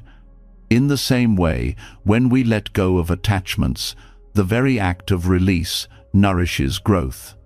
A failed relationship, a lost opportunity, an old identity, each, when released, fertilizes the ground for new possibilities. Detachment is not sterile, it is fertile. Observing nature also dissolves the illusion of permanence. Mountains crumble, rivers shift, skies change, forests rise and fall. The tree is never the same from one season to the next, nor are we. Yet, in our clinging, we demand constancy. Detachment is the practice of aligning ourselves with what nature already lives. Change is not a threat, but the essence of existence. The tree also shows us humility. It does not cling to recognition when in full bloom, nor collapse in despair when bare. Its worth is not tied to appearance. Each phase is lived fully, without shame. This humility is a form of detachment from image, a reminder that our value does not depend on constant flowering. To be bare in winter is as sacred as to be lush in summer. In our modern lives, where speed and accumulation dominate, the wisdom of the tree feels radical. We chase growth without pause, success without rest, youth without aging. But the tree thrives because it honors rest as much as action. It knows that winter's stillness is as vital as summer's abundance. Detachment from constant productivity allows us to rest without guilt, to see pauses not as failures, but as preparation for renewal. The metaphor extends to relationships. Leaves fall not because the tree hates them, but because their time is complete. In the same way, people and roles leave our lives. To cling to them is to resist the natural flow. Detachment does not mean coldness, it means honoring what was while allowing its departure. In this release, space is made for new connections, just as bare branches prepare for new leaves. The wisdom of nature also challenges our obsession with control. We prune, manage, and manipulate, yet nature thrives most when allowed to flow. The tree does not command the sun, demand the rain, or order the seasons. It receives, adapts, and continues. Detachment invites us to live the same way, to stop commanding life to obey us, and instead align with its currents. In this surrender lies strength. Even decay is a lesson. The fallen tree nourishes the forest, becoming soil for new growth. Death itself is part of the cycle. We resist this truth fiercely, clinging to permanence, fearing endings. But nature shows that endings feed beginnings, that loss is never final but part of transformation. Detachment from the illusion of eternal possession allows us to meet death, in small and large forms, with grace rather than terror. To live like the tree is to embody impermanence with dignity, to grow when it is time, to release when it is time, to rest when it is time, to let each season unfold without demanding it stay forever. This is not weakness but wisdom. It is the natural rhythm of detachment, lived not as theory but as being. And so, the tree's way of letting go is not about abandonment but about flow. It is not about indifference but about harmony. It is not about losing but about transforming. In learning from nature, we remember what the mind forgets, that life is not a straight line but a cycle, and that freedom comes not from fighting the cycle, but from moving with it. In this way, every leaf that falls, every storm that passes, every winter that deepens, becomes not a threat, but a teacher, reminding us that impermanence is not the enemy, it is the path to peace. And after learning from the trees how to honor cycles of growth and release, another form of letting go calls us deeper inward, one that hides not in possessions, not in relationships, not even in beliefs, but in the very heart of our spiritual journey. For many seekers, the path brings moments of light, visions, bliss, flashes of clarity, and mystical states that feel like touching eternity itself. These moments can be beautiful, but they are also dangerous when clung to. The mind, hungry for permanence, tries to trap them, to repeat them, to build identity around them. Yet the very grasping that holds on to spiritual highs is the same grasping that blocks awakening. True freedom asks us to be detached even from the most sacred experiences. Visions and mystical states often feel like proof, evidence that we are progressing, that we are special, that enlightenment is near. But clinging to these states is like stopping halfway up a mountain to admire the view, believing you have reached the summit. The beauty is real, but it is not the end. Detachment teaches us to honor these experiences without being enslaved by them. They are signposts, not destinations. Bliss in meditation is a common trap. When the mind enters stillness, waves of peace and joy can arise, so profound they feel like arrival. But attachment to bliss creates suffering the moment it fades. The seeker begins to chase the state, to force it, to compare every session to the one where bliss appeared. This craving pulls the mind out of presence, away from awakening, into obsession. Detachment allows us to receive bliss with gratitude and let it pass without grief. The experience becomes nourishment rather than chain. Visions, too, can mislead. Mystical imagery, lights, voices, or powerful sensations may arise in practice. They can inspire, but they can also inflate the ego. I have seen what others have not. I am chosen. I am advanced. This identity clinging is subtle but potent, turning spiritual practice into another form of possession. Detachment reminds us that visions are not the goal. They are like dreams, sometimes meaningful, sometimes random, always passing. The awakened heart rests not in what is seen, but in the clarity that sees. Even profound awakenings can become prisons if grasped. A single moment of insight, when clung to, turns into nostalgia or dogma. That was it. I must get it back. But awakening is not about returning to a moment. It is about living in the truth that every moment is impermanent. To cling to a past awakening is to miss the living presence of now. Detachment frees us from chasing ghosts of enlightenment, allowing continuous unfolding rather than fixation. The Buddha himself warned against attachment to jhana states, deep absorptions of meditation filled with bliss, clarity, or spaciousness. He recognized their beauty but taught that they are not the final liberation. To cling to them is to remain bound, intoxicated by temporary pleasure. Detachment invites us to use these states as supports, but not as ends. They strengthen the mind, but they must also be released. This principle teaches humility. The ego can hijack spiritual experiences, claiming them as proof of superiority. But detachment strips away this pride. It reminds us that mystical states are gifts, not achievements. They are conditions that arise and pass like everything else.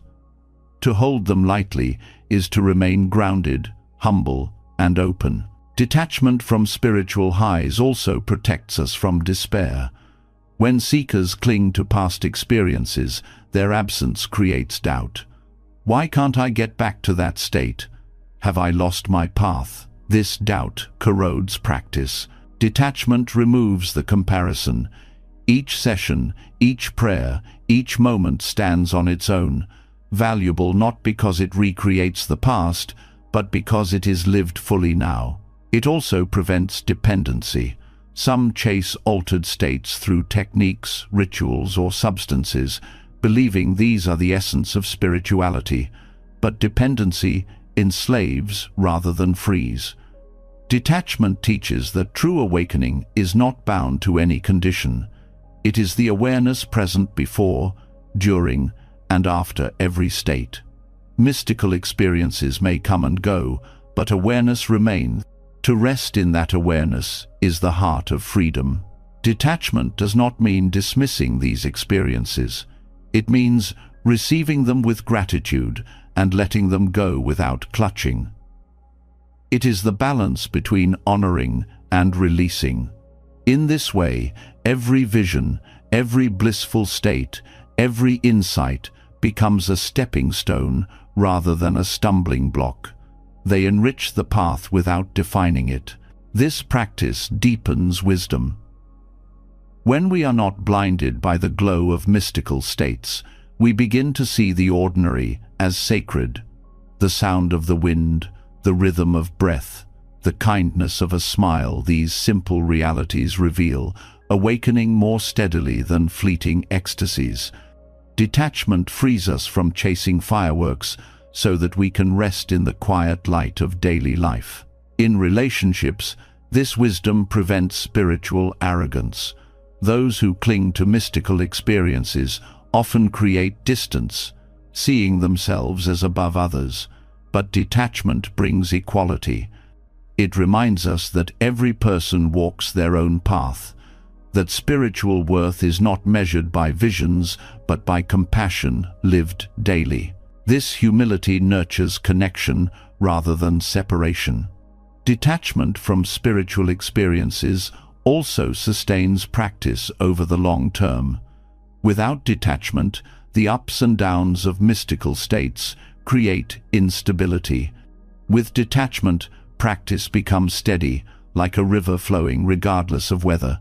The seeker remains present, committed, and free from the roller coaster of craving and disappointment. And so, non-attachment to spiritual experiences is one of the most profound forms of freedom. It asks us to release even the most beautiful states, to see them as passing, to refuse to build identity around them. In this release, the path becomes clear. Awakening is not found in clinging to light, bliss, or visions, but in the awareness that holds all states without attachment. This awareness cannot be lost, because it was never dependent on experience. It is the very ground of being itself. And after seeing how even the most luminous spiritual experiences must be held lightly, the question deepens: what kind of strength does it take to release something we once thought defined our awakening? For many, detachment is misunderstood as weakness, as if letting go were an act of avoidance, a turning away from life, a refusal to engage. But the truth is the opposite. Detachment is not escape, it is courage. It takes immense strength to face reality as it is, to unclench the fists of attachment, to release what the heart desperately wants to keep. Letting go is not for the faint of heart. It is an act of bravery that opens the way to true freedom. The courage of detachment begins with honesty. It takes strength to admit when something has ended, when a relationship has run its course, when a chapter of life is closing. The mind prefers denial, spinning stories of maybe it will last or maybe it will return. Clinging feels easier because it delays grief. But to let go is to confront the truth head-on, to allow ourselves to feel the ache of impermanence without numbing or pretending. This is not escape. It is the raw courage of presence. It also requires strength to release identities we have outgrown. To detach from an old version of ourselves means stepping into the unknown. We often cling to labels successful, needed, spiritual, strong, because they shield us from uncertainty. But life keeps asking us to evolve. The courage of detachment is the willingness to shed these skins and trust that who we are becoming is not a loss, but a continuation. Escape avoids growth. Courage embraces it. Letting go of resentment is another form of bravery. Anger can feel powerful, bitterness can feel protective, and holding a grudge can seem safer than opening to forgiveness. To detach from these emotions feels vulnerable, almost like surrendering a weapon. But courage is not in holding the blade, it is in laying it down. It is the strength to choose peace over the illusion of power.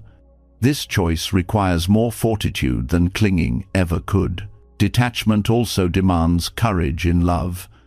To love deeply without grasping, to cherish someone while honoring their freedom, to let them walk their path, even when it diverges from ours. This is not avoidance. It is the strength to love without possession. Many think courage is holding on tightly, but the greater courage is to open your hand and still love fully, knowing that nothing is guaranteed. In work and ambition, detachment asks us to pour effort into the process without chaining our worth to the result. It is easy to avoid risk, to escape failure by never trying, but it takes courage to act wholeheartedly, knowing that outcomes may not align with desire. Courage is not in guaranteeing success, but in remaining free, whether success arrives or not. To detach from results is to embrace uncertainty with strength rather than hide from it. Even in grief, detachment reveals itself as courage. To lose someone or something precious and still choose to keep living, still choose to keep loving, is perhaps the bravest act of all. Escape numbs, courage feels. Escape hides, courage faces. Detachment in grief does not mean coldness, but the strength to walk with sorrow without being consumed. It is the heart's way of saying, "This hurts, and yet I will not close myself to life." Detachment also takes courage because it challenges society's expectations. The world often equates clinging with loyalty, possession with love, accumulation with success. To detach is to move against these currents, to live with open hands in a world of clenched fists. This requires not only inner strength, but resilience against judgment and misunderstanding. Detachment is not passive resignation, it is active resistance to illusions that enslave. The courage of detachment is not loud or dramatic. It is quiet, steady, often invisible. It shows itself in the person who chooses peace instead of revenge, who releases a dream that no longer serves, who forgives without apology, who accepts endings without bitterness. These acts do not look grand on the surface, but they are profound expressions of strength. This courage is rooted in trust. To let go requires faith that life will continue to unfold, that something new will arise, that emptiness will not destroy us but make space for growth. Fear says, "If I release, I will be left with nothing." Courage says, "If I release, I will be free to receive." This trust is not naive, it is born from experience, from seeing again and again that life does not end at loss but transforms. On the spiritual path, detachment as courage is essential. Awakening is not about escaping the world, but seeing it clearly. It takes strength to let go of cherished illusions, to face impermanence without flinching, to stand in the vastness of uncertainty without clinging to fixed ground. This is why detachment is not cowardice but bravery, the willingness to live without guarantees, without anchors, without illusions. And so, detachment is courage precisely because it demands engagement, not avoidance. It asks us to feel more deeply, not less. It asks us to release control, not to escape responsibility. It asks us to face impermanence without denial, to walk into the unknown without fear, to love without chains. This is the quiet heroism of the detached heart. It does not run from life. It meets life fully, freely, and without fear of loss. And after recognizing that detachment is not escape but courage, another layer of truth unfolds, one that many of us try to overlook. For even if we loosen our grip on wealth, success, or identity, there is still a place where attachment hides with remarkable skill in the way we relate to others. Relationships are powerful mirrors. They reflect back the parts of ourselves we would rather not see, exposing attachments we believed we had already released. The conflicts we face, the longing we feel, the pain of distance or the fear of loss, all of these are not just about the other person, they are about us. They show us where we are still bound. Every argument with a partner, friend, or family member is more than words exchanged. It is a flashlight shining into hidden corners of attachment. When someone criticizes us and anger flares, what is really being threatened is not truth but identity, our attachment to being seen a certain way. When jealousy rises, it is not only about the other person's actions, but our own clinging to possession and fear of loss. These emotional responses reveal the places where freedom has not yet been realized. Longing works the same way. When we feel desperate for someone's attention, approval, or love, the intensity often masks a deeper attachment. Perhaps the belief that our worth depends on being wanted, or that security only exists when others stay close. The other person becomes a mirror for our own insecurity, reflecting back the chain we have placed on ourselves. Without relationships, these attachments might remain invisible, but with them, the truth is revealed with clarity that cannot be ignored. The Buddha often emphasized that relationships are fertile ground for awakening because they constantly test our illusions. Alone, it is easy to believe we are detached, but in the presence of others, our hidden grasping emerges. This is why conflict, far from being a sign of failure, can be a profound teacher. Each clash of ego against ego gives us a chance to ask, what am I clinging to right now? What story about myself or the other am I refusing to release? Relationships also reveal attachment through expectations. We build silent contracts. If I give you love, you must give it back. If I support you, you must appreciate me. If I stay loyal, you must never change. These unspoken bargains create suffering because others are not bound to fulfill the scripts we have written in our minds. When they do not play their role, we feel betrayed, not by them, but by our own attachment to expectation. Detachment here means loving without demanding, supporting without bargaining, caring without turning the relationship into a transaction. Even positive emotions can hide attachment. The joy of being loved can turn into grasping when we cling to it, fearing its loss. The pride of being admired can trap us when we become dependent on it. Detachment does not mean refusing these joys. It means savoring them without making them conditions for our peace. To love fully, while knowing the other is free to change or leave, is perhaps the most courageous form of detachment in relationships. The mirror of relationships also shows us where we project. Often, what we dislike in others is something we have not yet accepted in ourselves. A partner's stubbornness irritates us because it reflects our own. A friend's neediness frustrates us because it mirrors the parts of us that crave reassurance. These projections are clues. They reveal attachments to self-image, the refusal to accept certain qualities as part of our own humanity. Detachment allows us to see these mirrors clearly, not with shame but with understanding, using them as opportunities for growth. In families, attachments often run deep. Parents may cling to the belief that children must follow a certain path, mistaking control for love. Children may cling to the need for constant approval, tying their self-worth to parental validation.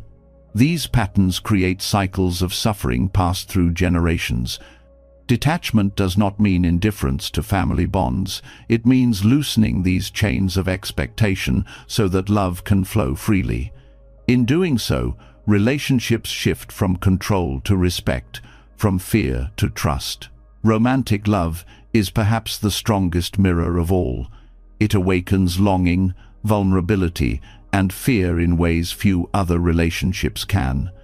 It is here that attachment to possession often disguises itself as passion.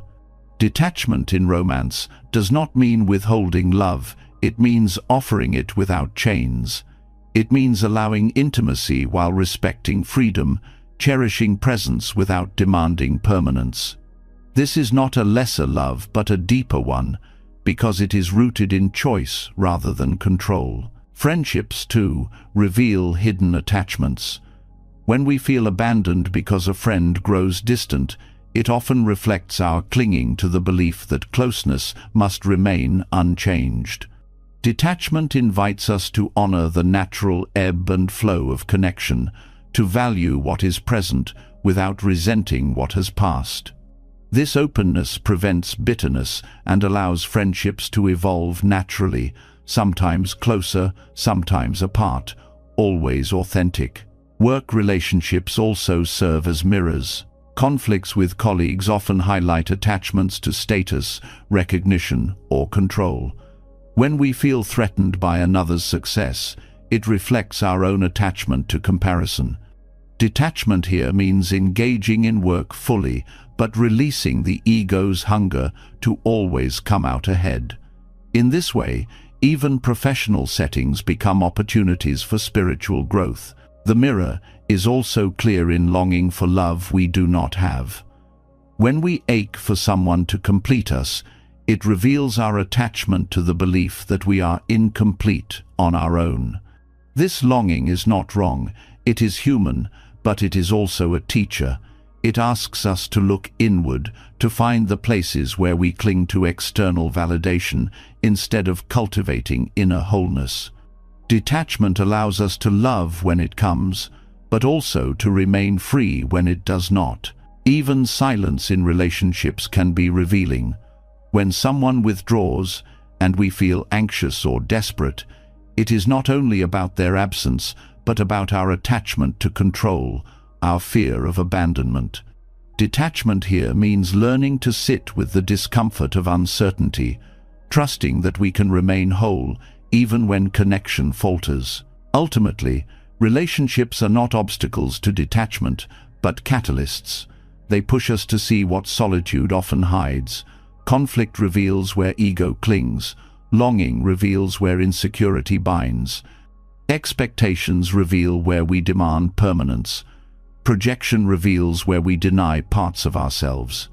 To approach relationships as mirrors is to transform them into teachers, to use every interaction as a chance to release another chain. This does not mean relationships become cold or distant. On the contrary, detachment makes them more alive. When we stop clinging, we stop suffocating others with demands. Love becomes freer, respect becomes deeper, presence becomes more genuine. Relationships rooted in detachment are not weaker, they are stronger, because they are built not on chains, but on freedom. So, the mirror of relationships shows us that every conflict, every longing, every ache is not just about the other person, but about us. To meet these reflections with detachment is to grow, to free ourselves from hidden chains, to discover love without possession and connection without fear. In this way, relationships stop being battlegrounds of attachment and become sacred spaces of awakening. Detachment is not about giving up on life. It is about stepping into it with open eyes and open hands. Through each lesson we've explored whether it was learning the difference between detachment and indifference, releasing timelines, loosening identity, accepting impermanence, loving without possession, or even letting go of spiritual highs, we've seen the same truth echo again and again. Freedom does not come from clinging, it comes from allowing.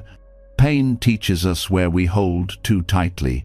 Nature shows us how to let go with grace, and wisdom reminds us that what is meant for you will never need to be forced. Detachment is not weakness, it is courage. It is not escape, it is engagement without chains. To live this way is to discover joy in the process, peace in the present, and strength in every change. This is the essence of the Buddhist path, not to deny life, but to embrace it fully, without fear of loss, without desperation for control. Now I'd love to hear from you. What part of detachment speaks to you most deeply? Was it the courage of letting go, the freedom in forgiveness, or the reminder from nature that everything has its season? Drop your thoughts in the comments below. I read every one of them, and your reflections add even more wisdom to this journey. And if this message has touched you, don't forget to subscribe to the channel and hit the bell so you never miss another lesson on living with clarity, freedom, and peace. Your next step on the path might just be waiting in the next video.